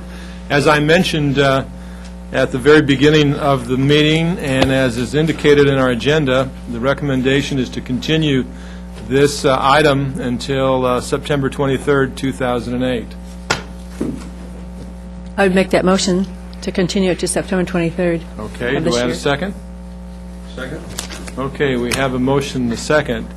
We have one individual that has indicated a request to speak. Mr. Piper, do we hear him now, or do we hear him on the 23rd? Well, we would normally hear him on the 23rd. I wanted to clarify that the motion includes opening the public hearing and continuing. The public hearing and continuing. We cannot take any, under that motion, we'll not take any public testimony related to this this evening, and the public testimony will take place on September 23rd. Okay. Mr. Booth, that will be on September the 23rd then. Thank you very much. 5:30. At 5:30 in the evening. Okay. And I believe that may be the only item on the agenda, so you want to be here right at 5:30. Next is item public. Oh wait, I'm sorry. We've got to take a vote. Yeah. Please, do we get a second on that? Yes. Okay, let's cast our votes. Mr. Grunke seconded it because you only 3 can. You can't do it. Because only 3 can. No, you don't. Let's start over again. Would someone like to make a motion to continue this item? I would make the motion to continue that item to There's only 3 September of us 23rd. that can vote on this. Yeah. Just go away. Okay. And so you made a motion. Do we have a second? To open the public hearing and continue it. And continue it. All right, very Yes. good. Does that do it, Mr. Piper? Yes, it does. Okay, please cast your votes.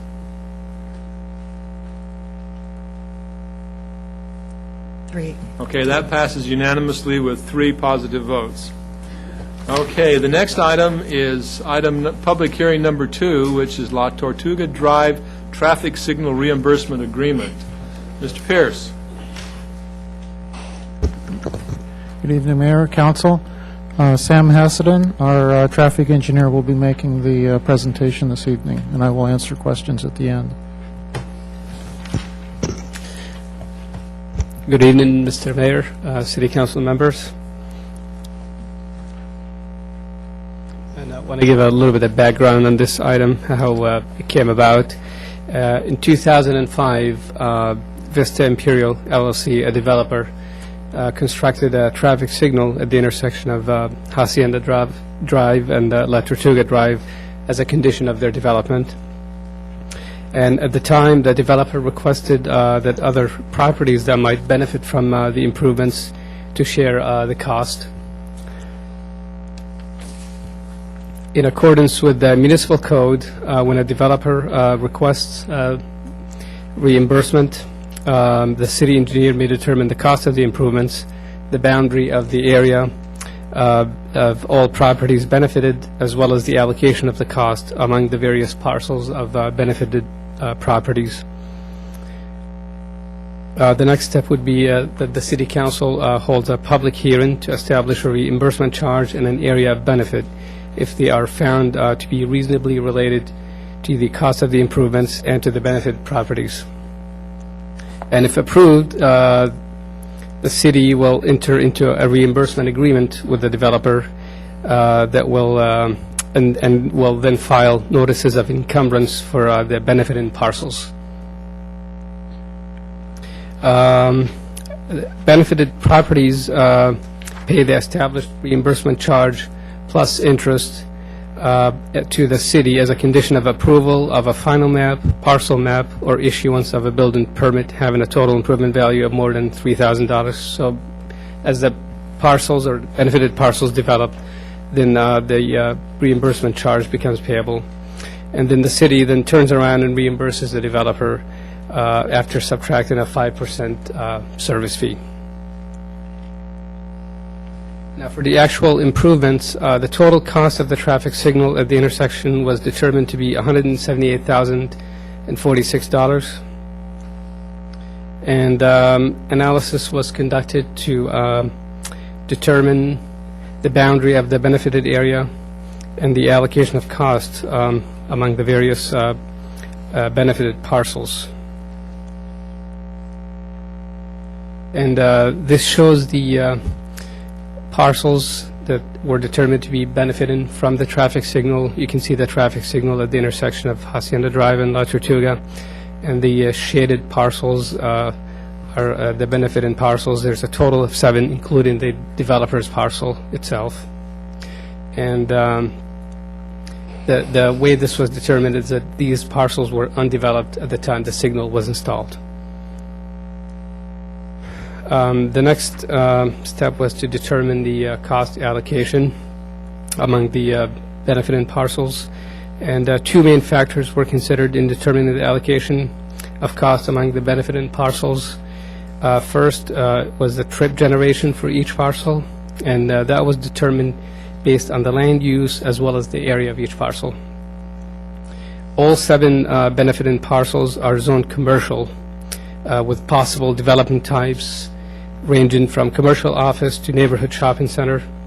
3 of the 7 benefiting parcels, including the developers, have been developed, and the actual land use was employed in arriving at the trip generation rates for the ones that were already developed. For the remaining 4 undeveloped parcels, an average trip generation rate based on the highest and lowest possible development types allowed within the zoning was used. The second factor that was used in the cost allocation was the trip distribution, which is basically the percentage of trips that would be using the traffic signal. And that was directly related to the proximity of each parcel to the traffic signal. Based on these 2 factors, the share of the cost of the traffic signal improvements for each benefiting parcel was calculated as shown in the table that is included in your packet. So So after conducting the public hearing, the requested actions would be to establish reimbursement charge and area of benefit, approve a reimbursement agreement with Vista Imperial LLC, and authorize the city clerk to file the resolution, agreement, and notices of encumbrance with the county recorders. That concludes my presentation. Thank you very much. Mr. Lopez. One quick question. The only way you charge a person is when he's going to develop that land, is that correct? That's correct. Okay, thank you. Can you bring up the map again? I see a rather large vacant piece of property there that's adjacent to lot Tortuga, Tortuga, along Breeze Hill Road that isn't currently developed. Why isn't that assessed? Are you referring to the shaded parcels? No, the non-shaded parcels along Breeze Hill Road between parcel 166150773. That's city-owned property. I know, aren't we going to assess ourselves? Aren't we benefited from that? We are not going to assess ourselves, Mayor. We did not plan on doing that. All right. Okay, very good. We have one person that would like to speak. Chris Morris. Would you please come forward?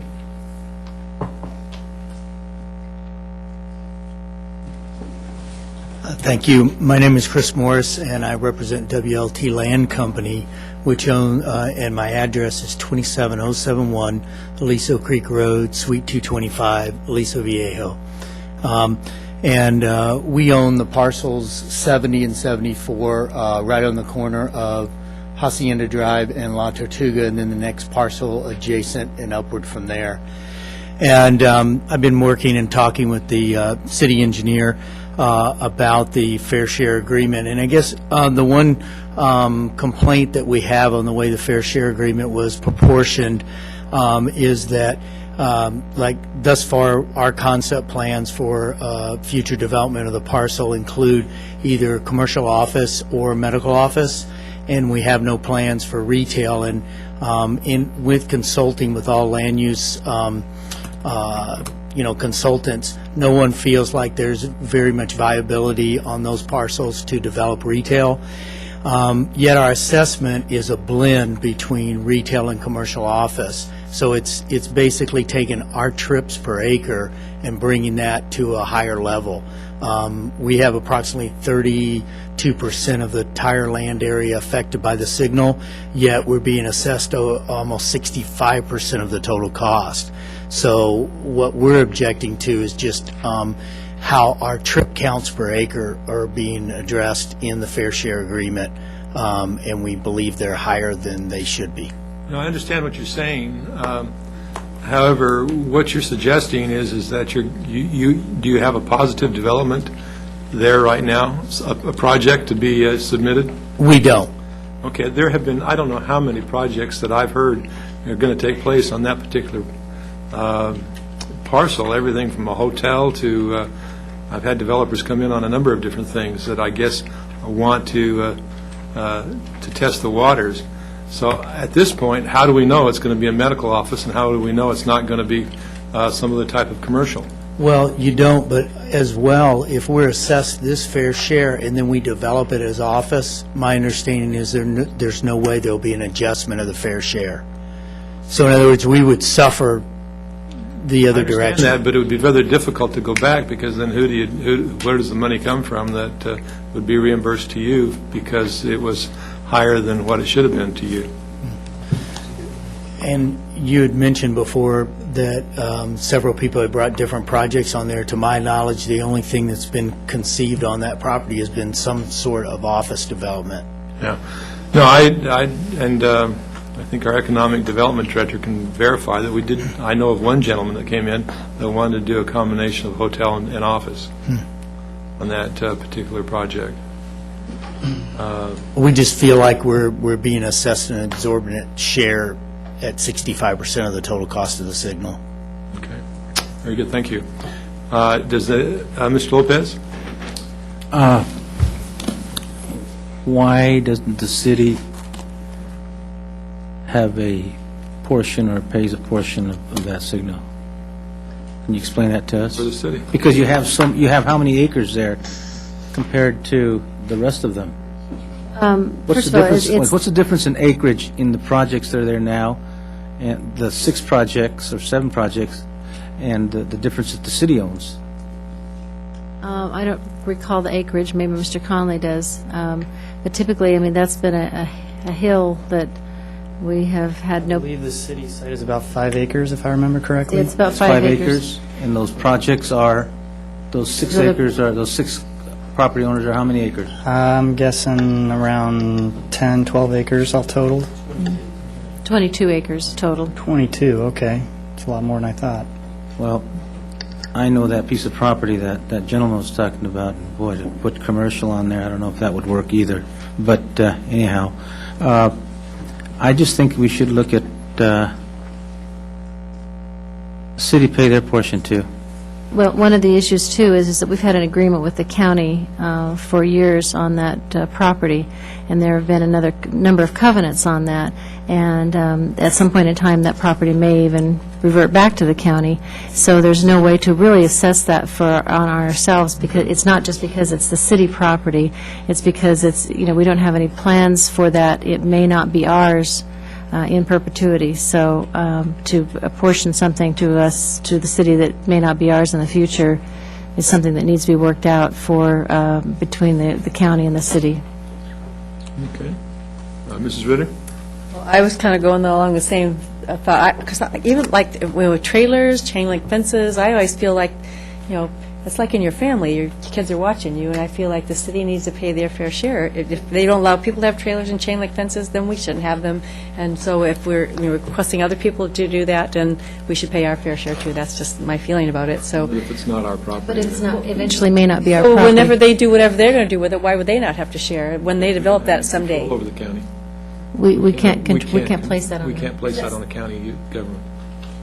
Well, that doesn't seem fair to me, but okay, if you tell me we can't.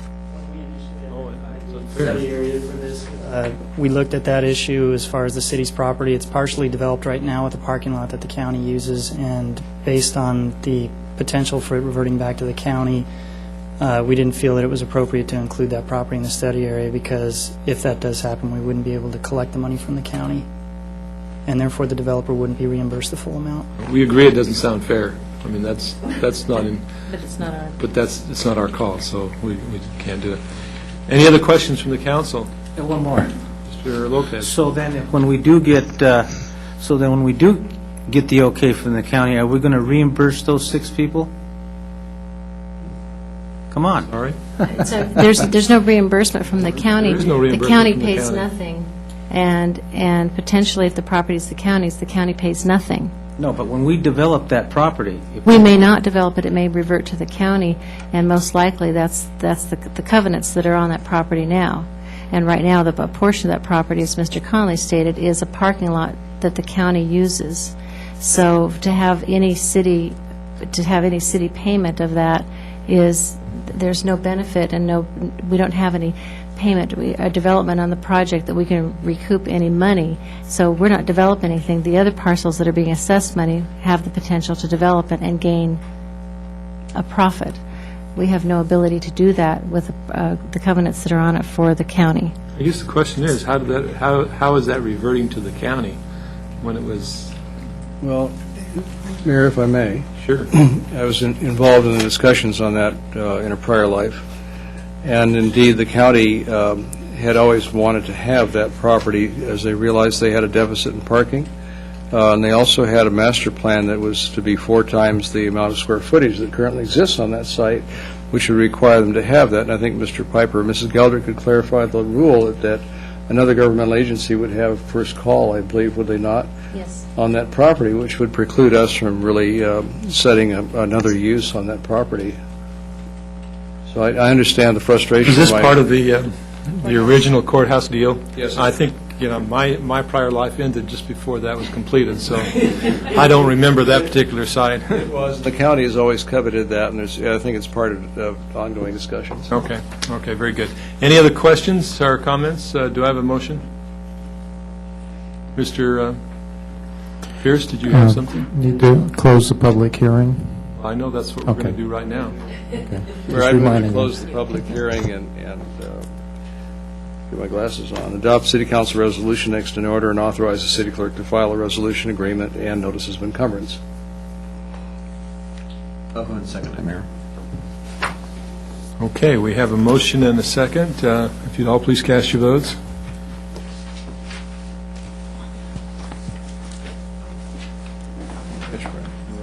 Pardon? 4-1, Mr. Lopez, Okay, no. that passed by a vote of 4-1, Mr. Lopez voting no. Okay, the next item is public hearing number 3, which is the Habitat for Humanity project. And again, Mr. Rollins.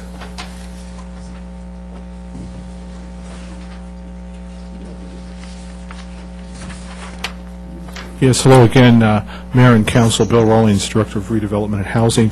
And tonight we have a short briefing from Mr. Wyman on this project.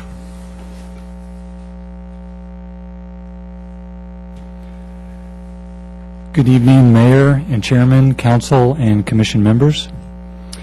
In our continuing efforts to improve the city and benefit the redevelopment area per the redevelopment plan, we are here tonight to conduct a public hearing regarding the proposed conveyance of land for the future development of the Habitat for Humanity project. As shown on the following slide, the Habitat for Humanity project is located along Beaubier Drive and Lynette Circle. To provide some background on the project, in the late 1980s, the city acquired property for the Beaubier Drive street widening project. After the expansion of the Beaubier Drive, 2 parcel remnants remained. Because of the odd-shaped configurations and reduced parcel sizes, for the most part, the 2 parcels are not suitable for individual development. Rather than leave the parcels undeveloped, the city approached San Diego Habitat for Humanity regarding combining the 2 parcels to develop one single-family affordable home. San Diego Habitat for Humanity, or Habitat, an affiliate of Habitat for Humanity International, is a nonprofit, public benefit, affordable housing developer founded on the conviction that every man, woman, and child should have simple, decent, affordable place to live in dignity and safety. Habitat builds homes using contributions of land, materials, money, volunteer labor, and 500 hours of sweat equity labor from the homeowner family in lieu of a cash down payment. Habitat selects families on the basis of housing need, willingness to partner with Habitat, and ability to repay a 0% mortgage loan. The proposed development by Habitat includes a 1,244 square foot single-level home with 3 bedrooms and 1.5 baths and a 2-car detached garage. To implement the Habitat project, it is proposed that the Commission and Habitat enter into a disposition and development agreement and a regulatory agreement to designate the development parameters and to place restrictive covenants on the project. A summary of the significant points are shown on the following slide and include: the home will be sold to a lower-income family and restricted for this use and income level for 45 years, as required by redevelopment law. Vista residents who qualify will receive priority review. The Commission will contribute a total of $160,000 to the project, consisting of the value of the land in the amount of $125,000 and $35,000 to assist with the construction of the house. Habitat will provide a promissory note to the Commission for the total value to be forgiven after the 45-year restriction period. This concludes the staff presentation. We are available to answer any questions. Are there any questions? Mr. Lopez? Yes. The folks that you picked for this particular home, are they local people or the out-of-town people? The report states that they Habitat will be, first priority goes to Vista residents. First priority to the Vista residents. If no one from Vista applies, they would look elsewhere, but their first priority is to take all residents from Vista. Okay, thank you. Mr. Gronke? Two questions. First of all, go back to the one that shows the site plan.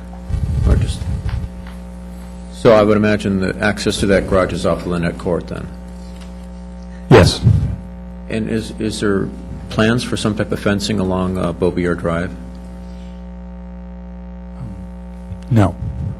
It's just that that house is very exposed in that particular location, and as a benefit to the residents, I think that would be helpful. I don't know if we want to participate in that or not. We can certainly look into that issue. Okay. I think it'd probably be to a benefit, for the project. Thank you. Okay, Mrs. Ritter? Actually, that was one of my things, I think it should be fenced also, because it's on that busy street.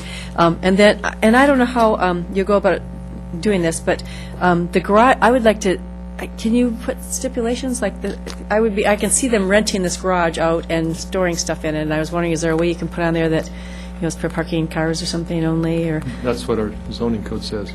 Well, I know, but I mean, I just could see somebody, moving in and saying, well, I guess I'll just, my garage is way over here, so I guess I'll just rent that out for. We certainly can add additional language to the agreement to that effect. Who would, then It's who would, already there. look at that? Oh, I guess it's just a code compliance type thing? Yeah. Okay, did this already go to the planning commission, or does it go to them? Nope. No, it doesn't? No, go ahead. If we go forward with it, there'll be a design that'll be developed, and it will go to the planning Go to the commission. planning Yes. commission? And then another thing is, how do they pick the family? How does the family pick that gets to have this? Habitat goes through a process where they need to meet the requirements of low income. They need to be they need to agree to put in 500 hours of sweat equity. They need to agree to the terms of the agreement, and then they would look at. We've asked that they prioritize Vista residents. Like advertise it locally, that this is an opportunity, and take applications? Is that, I mean, Requirements there, right there in the staff report. Huh? Turn the page. It is? Right there at the top. Okay, well, then maybe I didn't read it good. Okay, I guess that answers my question. I just was wondering how they did that. Okay. I'm not quite sure how they advertise, but they do have a process locally. So that question, Mrs. Ritter, is a good question with respect to how they find the people. These are the requirements that they have to do, and they base it on their needs, on their housing. Well, based on their housing need, the willingness to partner with Habitat, the ability to pay the mortgage. So those are the criteria. But as far as how they advertise, I'm not I knew sure. the criteria, but I just was wondering how somebody locally, their families here locally, how they would find out that this was going to be available. There's a number of programs that they've already usually applied through HUD for housing, a variety of programs of low-income need. And so what they do is, I imagine they would select first from those families that have applied there, but I don't see that criteria there, or that process there, so we'll get back to you on that, because, and find out how their process is. Mr. Campbell? Just a detailed question. When the plan comes to you for the development of the property, will that include our standard landscaping requirements? They won't be foregone, and this will just be a bare... No, it will meet our standard requirements. Because I was in a Habitat project within the last 6 months, and there was virtually no landscaping within 40 houses. And we worked fine within that particular confined area, but when you mix it in with the rest of the community, it doesn't fit. I think the thing to keep in mind on this is that we're partnering with Habitat, and the idea is that we're going to work together with them to make sure that we end up with a project that meets their needs but also meets the city's needs. Sure. Thank you. Okay, are there any other questions? If not, do we have a motion to close the public hearing and adopt the recommendations? I'll go ahead and make a motion that we close the public hearing and adopt the staff recommendation for the Habitat. Okay. Does that include maybe the fencing? I mean, can we ask for that or not? I'm sure you can ask for it. You want to make that part Yeah, of I think that should be part of it, yeah. Okay. So then second. I'll agree to that amendment. Okay. And any other further questions or comments? If not, please cast your votes.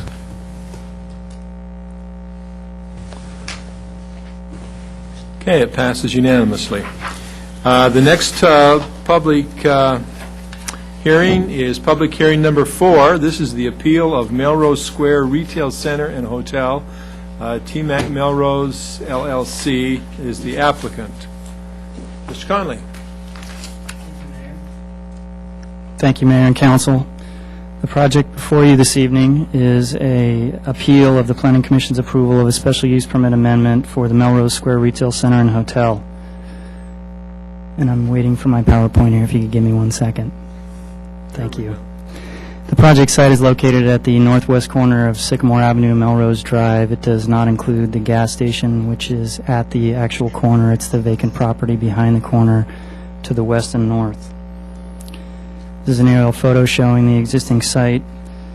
As you can see, residential uses are located to the northwest and southwest. A commercial pad is located to the east, and a newly developed commercial office project is located to the south. The property is currently zoned Specific Plan 24 and is C1 commercially zoned with the general plan designation of Commercial General. Surrounding uses are residential and commercial. The project was initially approved by the Planning Commission on October 17th of 2006, which resulted in approval of 4 retail commercial buildings with a drive-through coffee shop or bank. That entitlement is valid through October of this year. This shows the approved site plan, which provides for the 4 commercial buildings with a drive-through restaurant pad and 2 points of access on Melrose and 1 point of access on Sycamore. This was the originally approved project. The proposed amendment requires requests a special use permit to include a hotel and reduce the commercial space, maintains the drive-through facility, and requests an exceedance of the height limit above 35 feet for the hotel building. The site development plan includes 3 retail buildings for a total of 20,472 square feet, a drive-through coffee shop or bank as originally approved, and a 3-story hotel totaling 44,700 square feet, as well as associated improvements. Also included in the request is a tentative parcel map to adjust the parcel lines on 3 of the 4 existing lots on the property. This is the proposed site plan that includes the amendment. The hotel is shown along the northern property line, with reduced access on Melrose for only 1 point of access and 1 point of access on Sycamore, where it was originally proposed. The architectural elevations for the hotel include a Mediterranean architectural theme that includes some tile roof towers, a stucco facade with some stone tile accents, and some decorative iron accents at the windows. This is the south elevation. The north elevation has similar features with the exception of the stone tile accents along the ground floor, which would not be visible to from any portion of the street or public. So it's simply a stucco facade.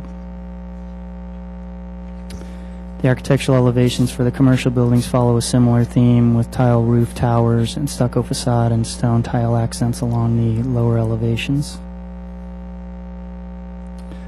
The landscape for the project includes 15% of the site as landscaping with street trees along Melrose and a heavily vegetated project boundary adjacent to the commercial lots on the west and north sides, which would include extensive tree screening as well as trees throughout the parking lot. Code requires a minimum of 15% landscaping, which is provided. There were some visual simulations prepared for the project. This picture is taken looking northwest from the intersection of Melrose and Sycamore. The gas station's in the foreground. The upper photo shows the existing condition. The lower photo shows what it would look like with the development. You can see the commercial building on the left-hand side that would be accessed from Sycamore, which would be a retail building, and the hotel in the background on the right-hand side with the tower element extending slightly above the car wash for the gas station.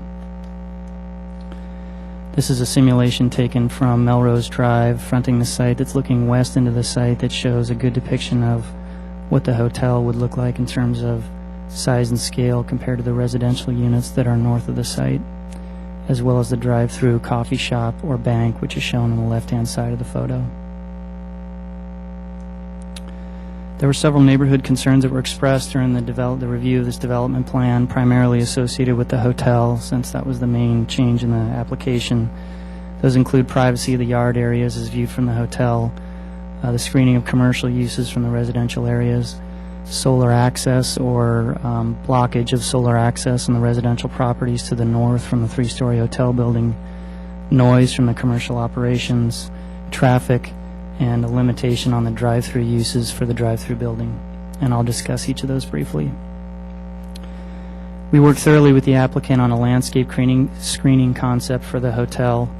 This would be the elevation along the northwest corner. And as you can see, the proposal is to drop the site slightly so that there would be about a 3.5-foot elevation change between the property line and the hotel building, where there would be landscaping at both levels. And this was an attempt to lower the hotel and provide some screening to afford as much privacy to the residential lots to the north of the property as possible. And as you move to the east, the elevation change drops slightly to about 2.5 feet. But you can see there's a large area between the pad of the hotel and the residences to the north where there would be 2 levels of landscape screening, and that was an attempt to provide the maximum amount of screening that's possible. There's also perimeter landscaping, as I touched on before, which includes an extensive planting of trees along the western and northern perimeter, and that includes the grade break that I just discussed along the northern portion of the hotel building. We asked the architect to look at solar access. The state law requires that any new development cannot block solar access on an adjacent property more than 10% for an existing solar setup. To my knowledge, none of the properties to the north of the hotel building currently have solar panels in the rear yard, nor on the roofs of any of those buildings, but the intent of the city in this analysis was to show that the roof elevations for the residential homes to the north of the building would not be blocked or screened by any portion of the hotel, so that if solar power was desired in the future, they would have ample opportunity to place it on the rooftops, and it would not be affected by this project. So this shows the solar access at various times in the middle of the summer, which shows there would be very little impact and no shading virtually at all on the adjacent properties. In the winter is a little bit of a different story. The hotel does provide, it casts somewhat of a shadow in the rear yard areas of those properties during most times of the day. But again, the staff analysis was to show that the rooftops would be free and clear and provide solar access, which is the case. So the proposal is consistent with state law in terms of solar access. With respect to noise, we reviewed the hours of operation for the various commercial buildings. When the Planning Commission first heard the project in 2006, they asked for some specific conditions in terms of the hours of operation for the commercial buildings, which are reiterated here. Buildings A and C would be 5:30 to 12. Those would be potential restaurant or coffee shop uses that would want to have early hours of operation. Building B, which would be further into the site, has a reduced hour, and the hotel would obviously have to operate 24 hours. We also placed a condition on the hotel that the pool can only operate between the hours of 7 a.m. and 10 p.m., consistent with our noise ordinance. That's when the noise levels have to be reduced under our noise ordinance. And they also must show compliance with the noise ordinance for all roof-mounted equipment on any of the commercial buildings, and that's at the time of building permit issuance. The traffic is somewhat reduced from this project. The original project would generate a little below 4,000 average daily trips. The hotel use generates less traffic than a commercial retail use, and the anticipated traffic generation with the revised project is 2,838 average daily trips, which would result in a reduction of about 1,100 ADT.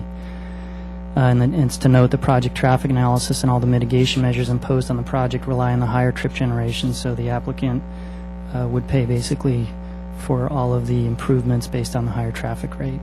It doesn't change any of the improvements, but none of them were reduced as a result of the hotel. The drive-through is limited to a coffee shop or bank. No fast food is allowed, and that's included in the conditions of approval as well. The Planning Commission imposed several conditions on the project at their hearing on July the 1st. Those include some larger trees. I think there were 36-inch box that were required along the northern property line to provide the maximum amount of screening.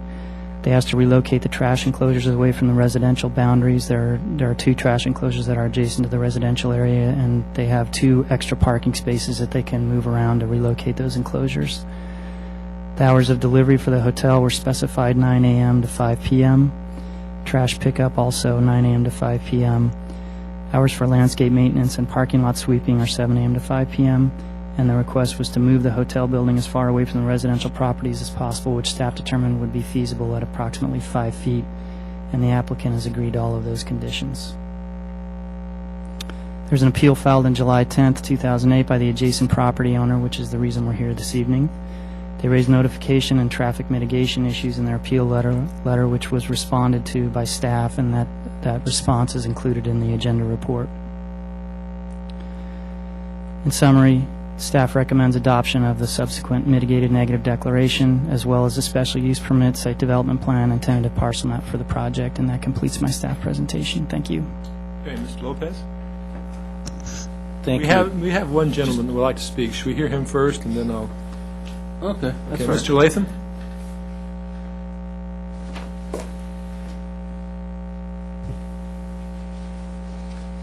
Mayor, council members, my name is Terry Latham. I'm at 755 Raintree in Carlsbad, and I am the owner, developer of the project. It's been a long journey, but it's been a fun journey. I weighed 20 pounds less 3 years ago and had a lot more hair. But I've also made a lot of new friends. I've been able to work with the general public and the communities, the South Vista group, who has been very cooperative with us and gave us a lot of direction. All the people that we dealt with the city have been tremendous. They've given us guidelines, and we feel we've been treated very fairly. We hope tonight, with your blessing, that we can continue this journey and put a project together for Vista that not only will my family be proud of, but the city of Vista. So, Does any of the council have questions of Mr. Latham while he's here? I do. Okay, Mr. Lopez? Yes, thank you. I noticed that on the report it said 36-inch box plants towards the back on the north side. Is that correct? I've planted a tree or two before, and I find that sometimes a 24-inch box, you can buy a 24-inch box a lot cheaper than you can buy a 36-inch, but a 24-inch box will grow twice as fast as a 36-inch, because what happens is on 36 inches, the roots, that gets root bound, and it takes a heck of a lot longer for them to grow. If you want fast trees to grow fast, put a 24-inch box. That's a suggestion. Mr. Lopez, that was brought up a couple of different times. What was? Yes, and we agree upon that also, but I wanted to appease the neighbors, and and that's what they were talking about. So but those trees would grow a lot faster with 24. We brought that point up. Hide whatever you. We brought that point up. Okay, thank you, Mayor. Okay, any other questions for Mr. Latham? Okay, next speaker, we have another speaker, Veronica Todd.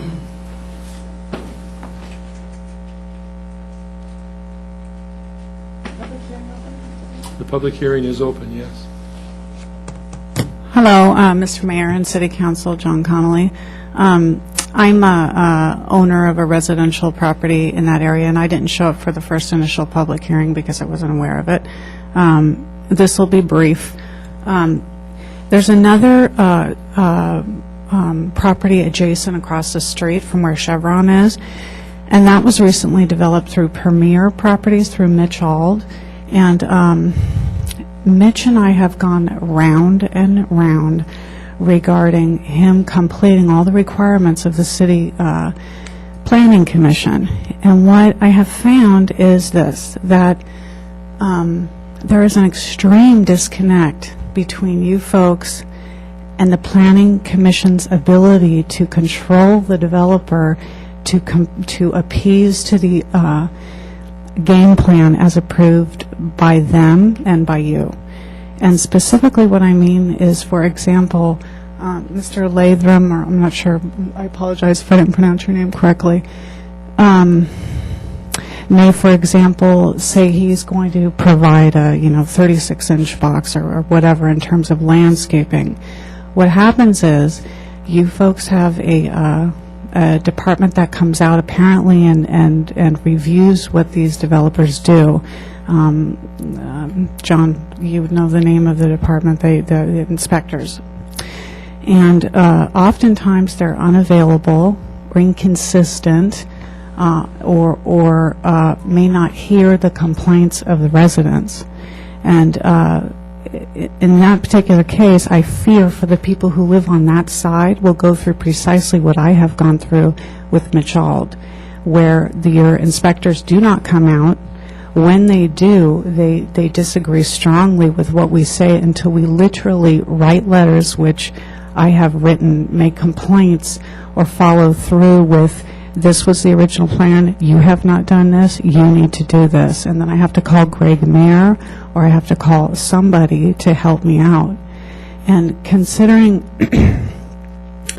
the three-story property and the amount of landscaping they're proposing, may I make a suggestion to somebody to, I guess, keep an eye on or watchdog your department that, goes out and inspects?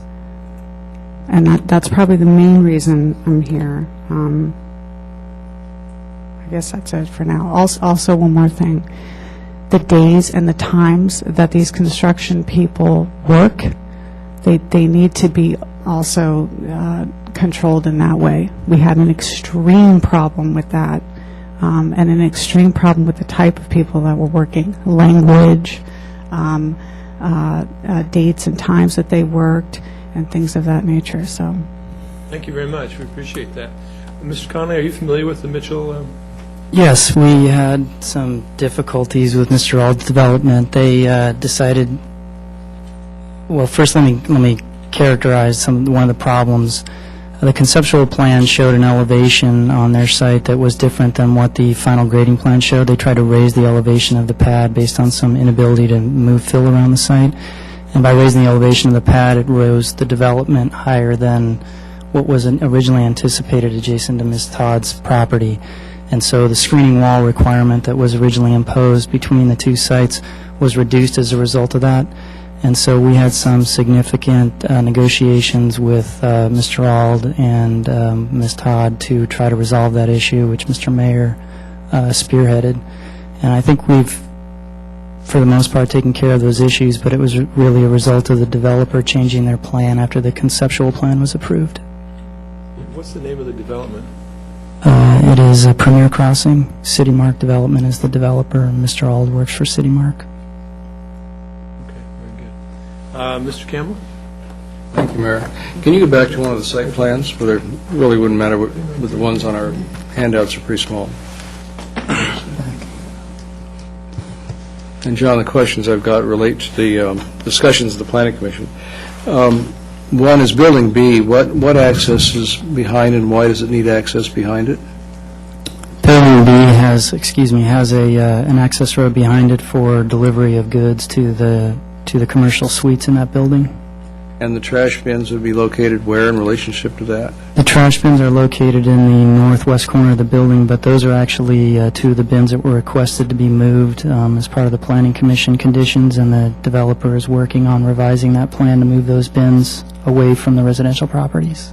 When we did the Walmart project, one of the biggest concerns of the neighbors adjoining, which had maybe more setback than these houses, was noise and at strange hours. Has there been any discussion through the Planning Commission on restrictions in that area? As I indicated in the presentation, the hours of operation were limited to, for that building particularly, I believe it was 6 to 11 or 5:30 to 11, but deliveries were limited to between 9 and 5 for the hotel. And for Building B, if I'm remembering correctly, it's in the conditions of approval. Mr. Latham discussed that at the Planning Commission fairly thoroughly and indicated that he would have difficulty requiring the occupant of that building to maintain certain hours of operation because he wouldn't be, operating that building. But there are some conditions in there that I think it's 10 p.m. is the latest hour. I think the worst problem we had were refrigeration trucks that would come in early in the morning or late at night and just sit there all night running their refrigeration units. Is there a way to prohibit that kind of parking behind those buildings, behind that building?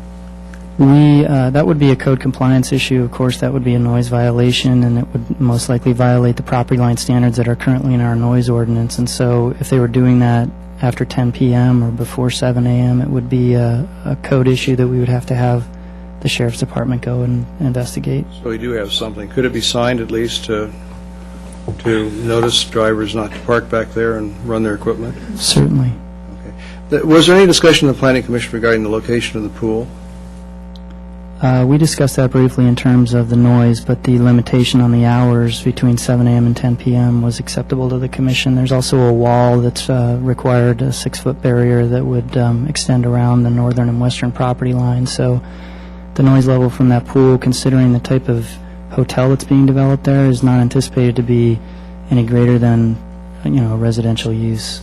So it's more or less a business hotel, not Correct. not a resort type of facility? Correct. Mr. Latham went into detail with that at the Planning Commission and explained that this is a business hotel that caters to businesses in the business park, and the type of clientele that would come to the client that would come to the hotel is not anticipated to be using the pool at odd hours, or extensive use of the pool is not expected. Okay, and again, what happens if the neighbors are just totally annoyed by noise levels from a party or something on the pool deck? What rights do they have? The noise ordinance requires a limitation of 60 decibels from 7 a.m. to 10 p.m., so if they could demonstrate that the noise was exceeding that level, or if they had a complaint, then we would send code out to do noise monitoring and verify if they exceeded that level. Okay, I understand it shouldn't be an issue. The only thing I'd be concerned about then is Building B and trucks that might decide to just park there overnight and leave their refrigeration gear going. And I don't think that residents should have to report that, if that could be signed in such a way that they shouldn't be back there. We can certainly add that as a condition. Thank you, John. Mr. Grunke. Thank you, Mayor. A couple of questions. You said that they moved the hotel away from the residence by 5 feet. What did they give up in the process? Just some of their frontage landscaping? That's correct. They didn't affect parking at all? No. Okay. And also, what you didn't address was the bleed over of light into the neighborhood. Is that what the landscaping will ultimately take care of? We have a requirement in the conditions of approval that mandates that they submit a photometric analysis, which is basically a lighting analysis of the site to show what the light levels would be at the perimeter of the property, and they cannot exceed a light level of a 1/4 foot candle, which is a very low level of light, and that's mandated as part of the building review. Be an issue, as one might imagine, with a large building like that. Based on the location of the buildings and the type of lighting that they're proposing, there's no indication that the light levels will be exceeding that level at the property line. And someone brought up an issue about construction time. So if I recall, they can actually work on Saturdays, can't they? That's correct, 7 a.m. to 7 p.m. And That's what our hours of operation are. Ms. Todd is correct in identifying that there were some problems with the contractor on the City Mark site starting earlier than that. And so we had, our inspectors had to go out and discuss on a number of occasions to start later than when they were starting.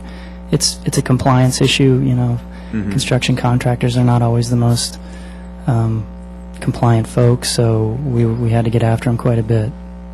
So you make the residents that are adjacent to the property aware of the time constraints? We can certainly do that. The only way to really do that would be to send them a notice of some kind. It's not something we typically do. The code mandates 7 a.m. to 7 It's a p.m. rather large project. I think that'd be a good idea. Okay. Okay. Mr. Lopez. Thank you. John, can you go back to those pictures where it shows the street and then the new development, please?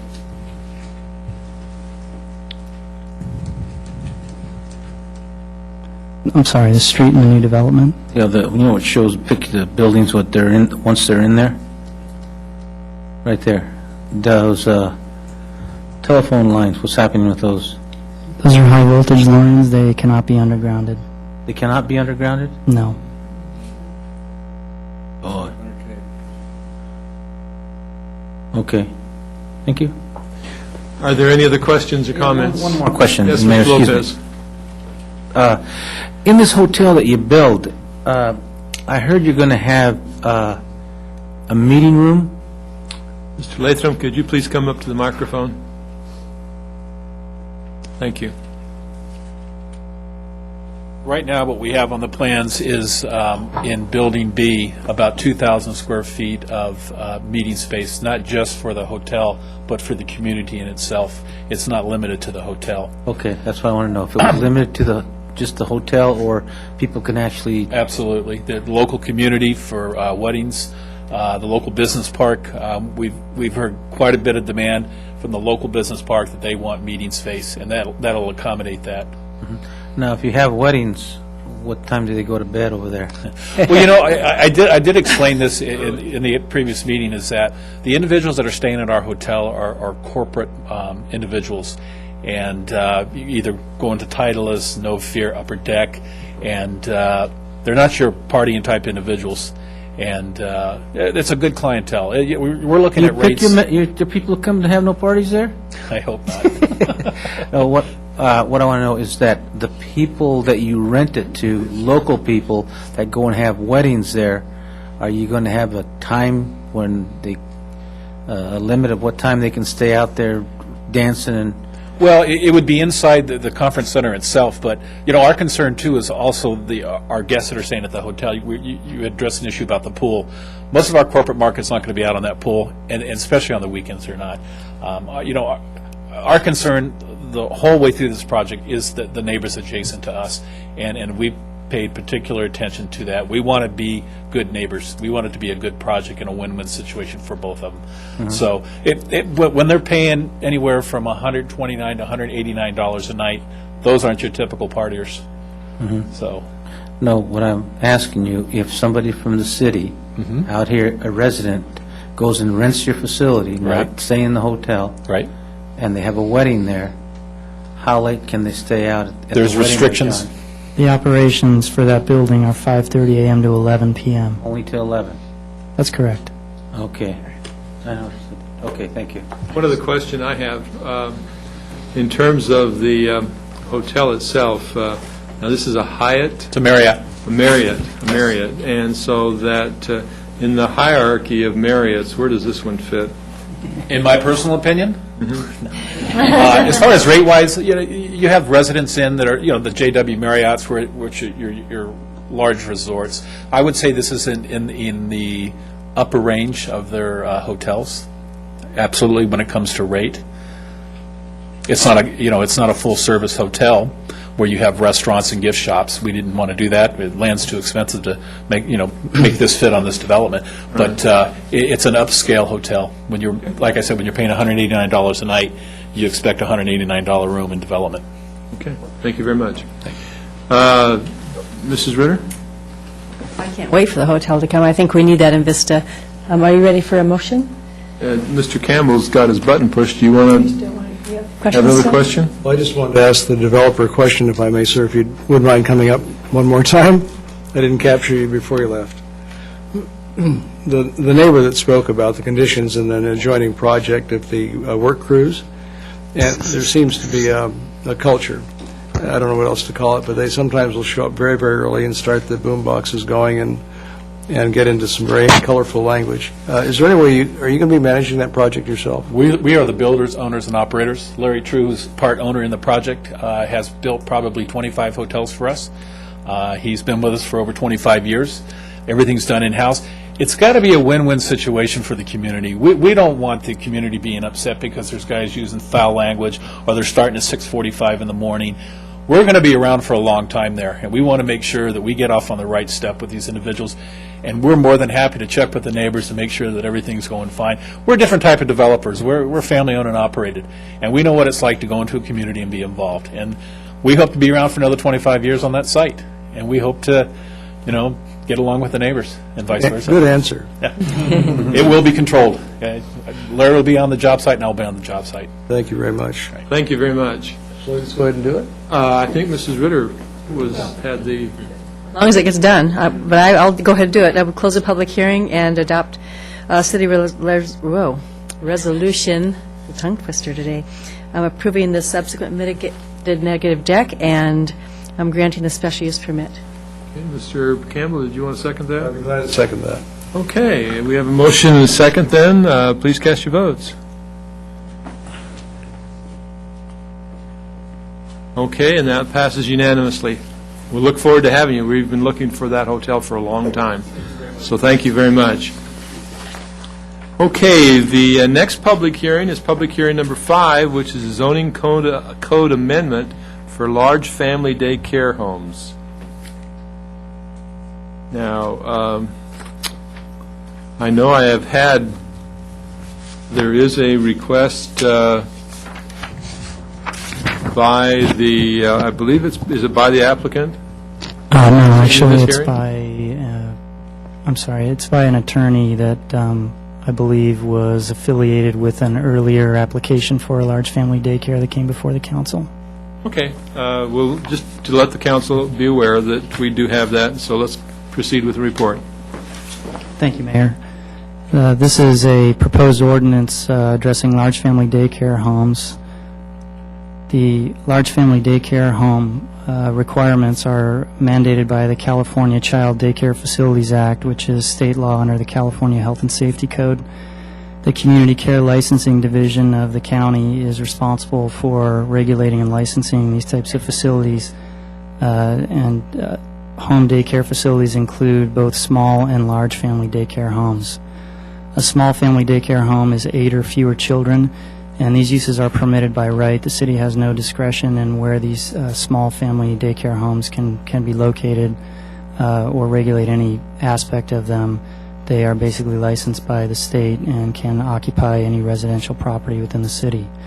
However, the state does provide the city discretion to regulate large family daycare homes, which are homes from 8 to 14 children, and we have several methods of being able to do that under state law.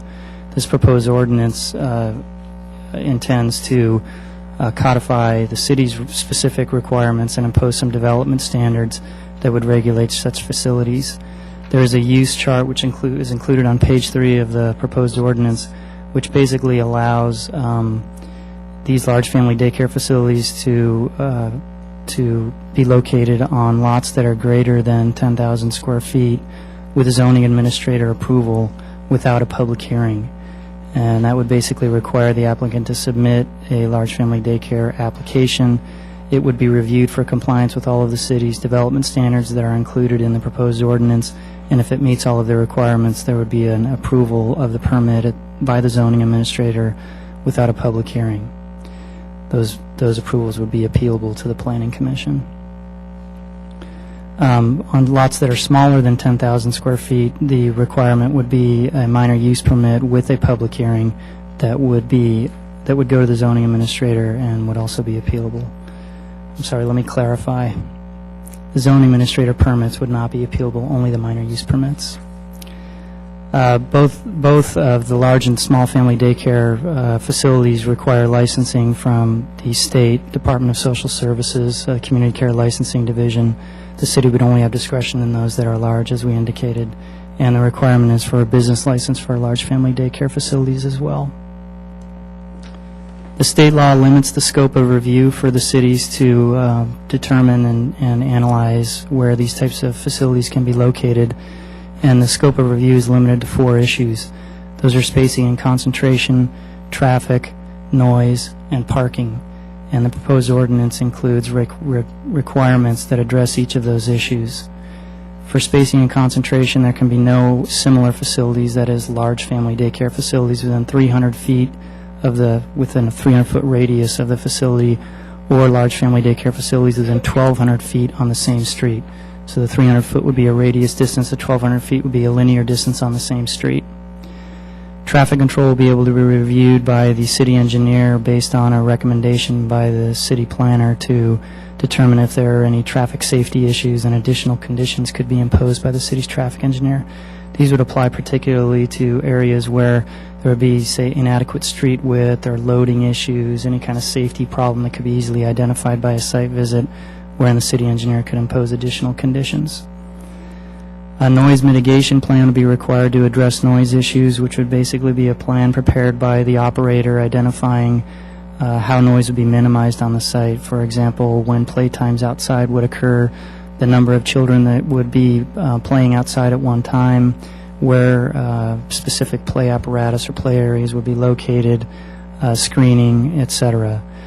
The hourly average exterior noise level at the property line would be limited to 60 decibels, which is consistent with the suburban noise level. And outdoor play areas would only be allowed in the rear yard area of the homes, and would have to be screened or fenced from vehicular areas as well as adjacent properties.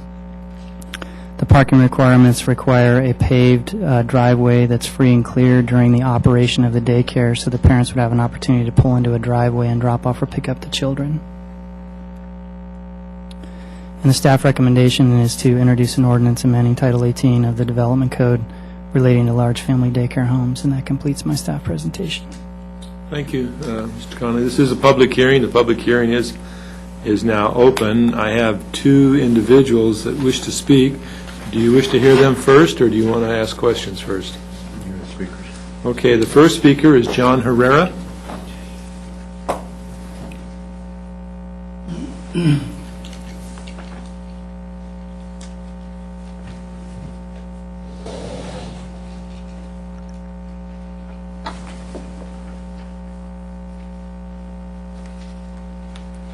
Mr. Mayor, members of the City Council, John Herrera, 1415 Alta Vista Drive, Vista, California. I've been before this council before speaking on a similar measure. I would like to go on record to say that I support the two action recommendations that have been proposed by staff. I have come before you before with three issues, four now, that have really impacted me as a result of a family daycare facilities located contiguous to my property line.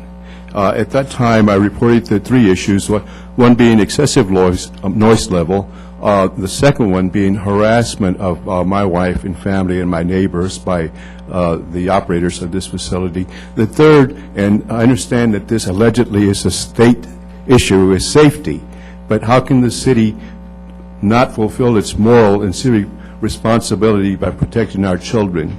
So those are three issues, and the issues that I will further address as I go along. On June about 10th, I reported to the city this fence that is collapsing between our two property lines. I have a picture here titled number 1. You can see the roof of the property right behind me. Two teenage boys have sat on top of that roof and harassed my wife from that building top. That is an issue that is a safety concern for those children. They're not being supervised. Number 2, or actually number 3, picture number 3, you will see the same fence, picture of the same fence taken yesterday that has deteriorated further. It's going to collapse. If you'll see in picture 1, the building is right by the house where there is a little screen patio where the children play. You'll see also in picture number 2, the other end of the fence that is totally collapsing has been collapsing because of a tree and its roots that are growing and are disrupting that fence. It's only a matter of time before it totally disintegrates and collapses. In picture number 4, you will see the area of that's divided by my property line from my neighbors and the gardening area where my wife likes to garden, and she is harassed by this young neighbor boy who's, I suppose, belongs to the owner of the facility. He also harassed one of our neighbors who came by to oversee our gardens while we were on vacation. She was on our property, minding her own business, and this young man assaulted her verbally. Unacceptable.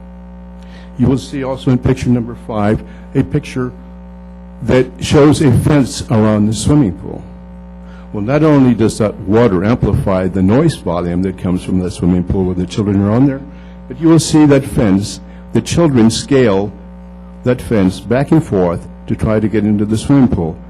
That is also a safety issue and concern. Now, I've talked to the city code compliance before. I understand that these issues are state safety issues. Well, I say to you, you are my elected representatives on the local level. All politics are local. Someone must inform the state of California, their licensing and their overseeing agencies, whether it be state or county, that this is not acceptable when our children are not being supervised and protected, and there's a danger to them, to our environment, and it's prohibiting us from the joyful and peaceful enjoyment of our property. And again, I reported this once before, that I have had neighbors over or friends over that we have had to go inside the house because the noise volume was so horrific. So please, to take this into consideration when you address the action items. Thank you. Mr. Herrera, how many people live in that house? Mr. Lopez, I could not tell you. I know that the owner-operator, and she may have 3 children of her own. It's less than a 10,000-foot property, I can assure you that. So I do not know the number. I would say that the legal number of children that she may be able to have there is 6 to 8, but at times there have been up to 14 children there. We have reported that. I believe code compliance addressed that issue. Thank you. Next is Mr. Gene Ford.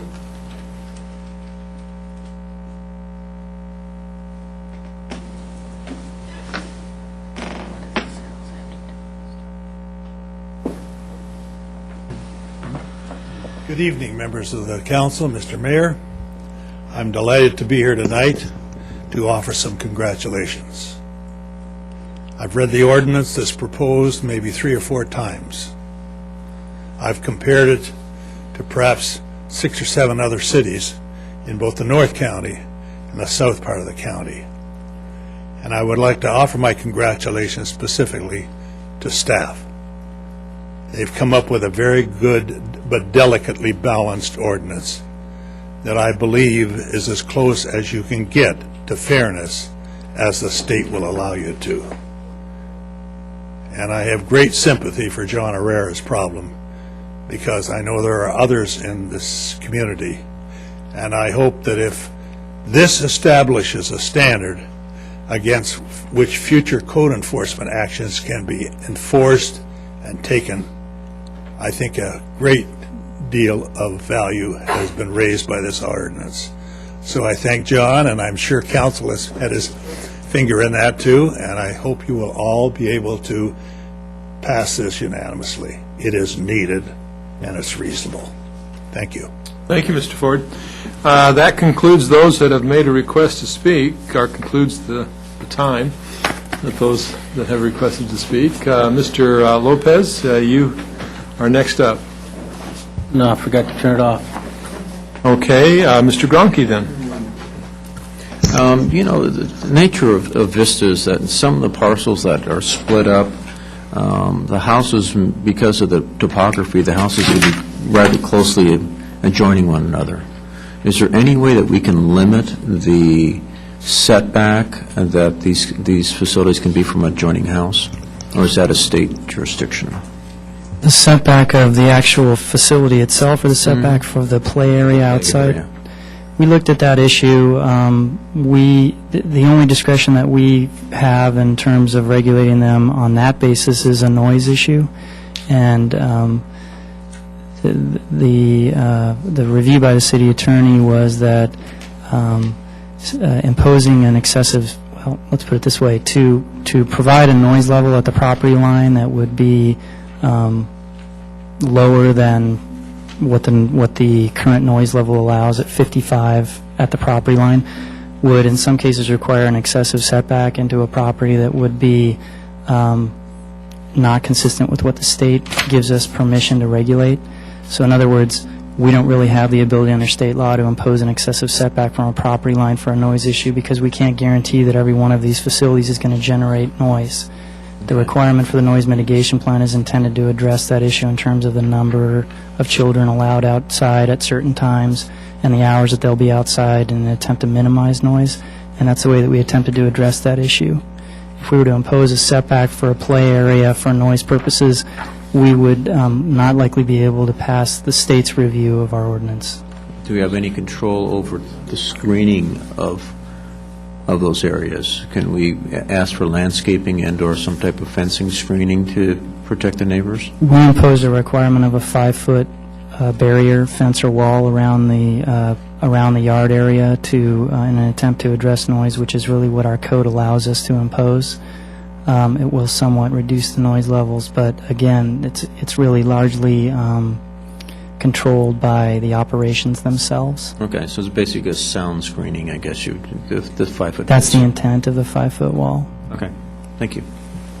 Okay. Any other comments or questions? If not, is there a motion that someone would like to make? I'll go ahead and make the motion on this, Mayor. Okay. Go with staff recommendation on this new ordinance. Okay. I'll second it. Staff recommendation has been moved and second, and the public hearing, did that include closing the public hearing? Closing the public hearing also. Okay. Mr. Piper, is there anything more we need to do? No, Mr. Mayor? Okay. Those that would like to vote, please cast your votes. Please cast your votes. Thought we just did. Oh, okay. They'll show up? Okay, and that passes unanimously, 5-0. Okay, that concludes all of our items tonight. And if we ever have 5 public hearings again, I'm not coming.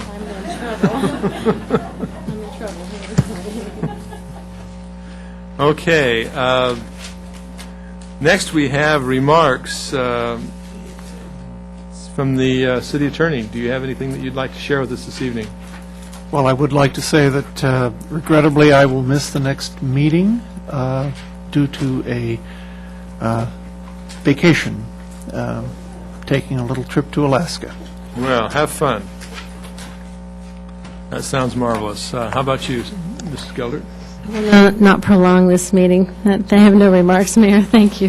Well, I want to prolong it just for a little bit. And if I might, this last Saturday, we had the opportunity to go out to Camp Pendleton to be with the unit that we've adopted, HMLA 369, which is led by Lieutenant Colonel Zumani. And it was really a neat event. You missed a good one.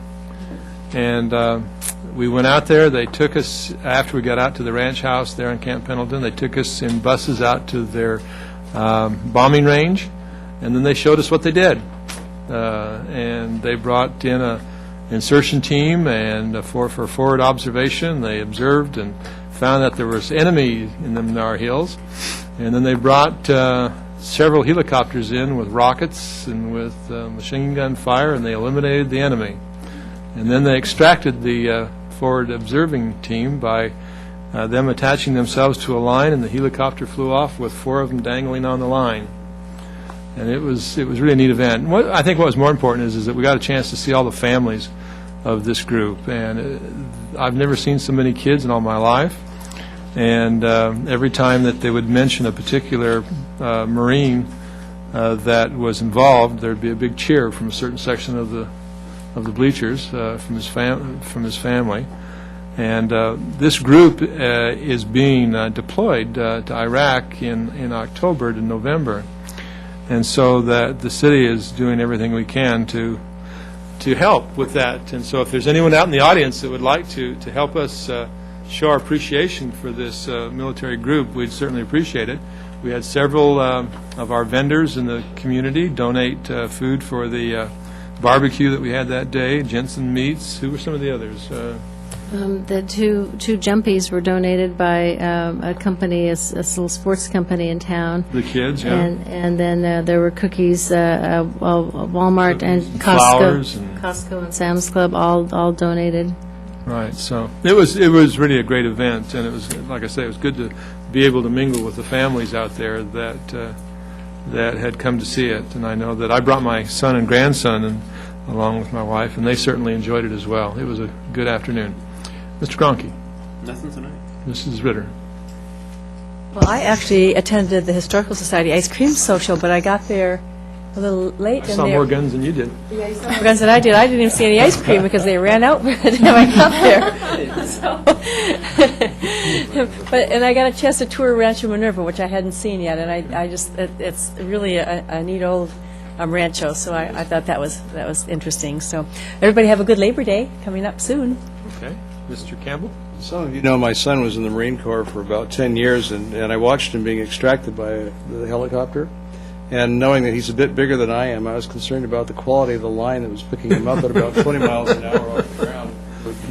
He might bring the helicopter down, but it was successful.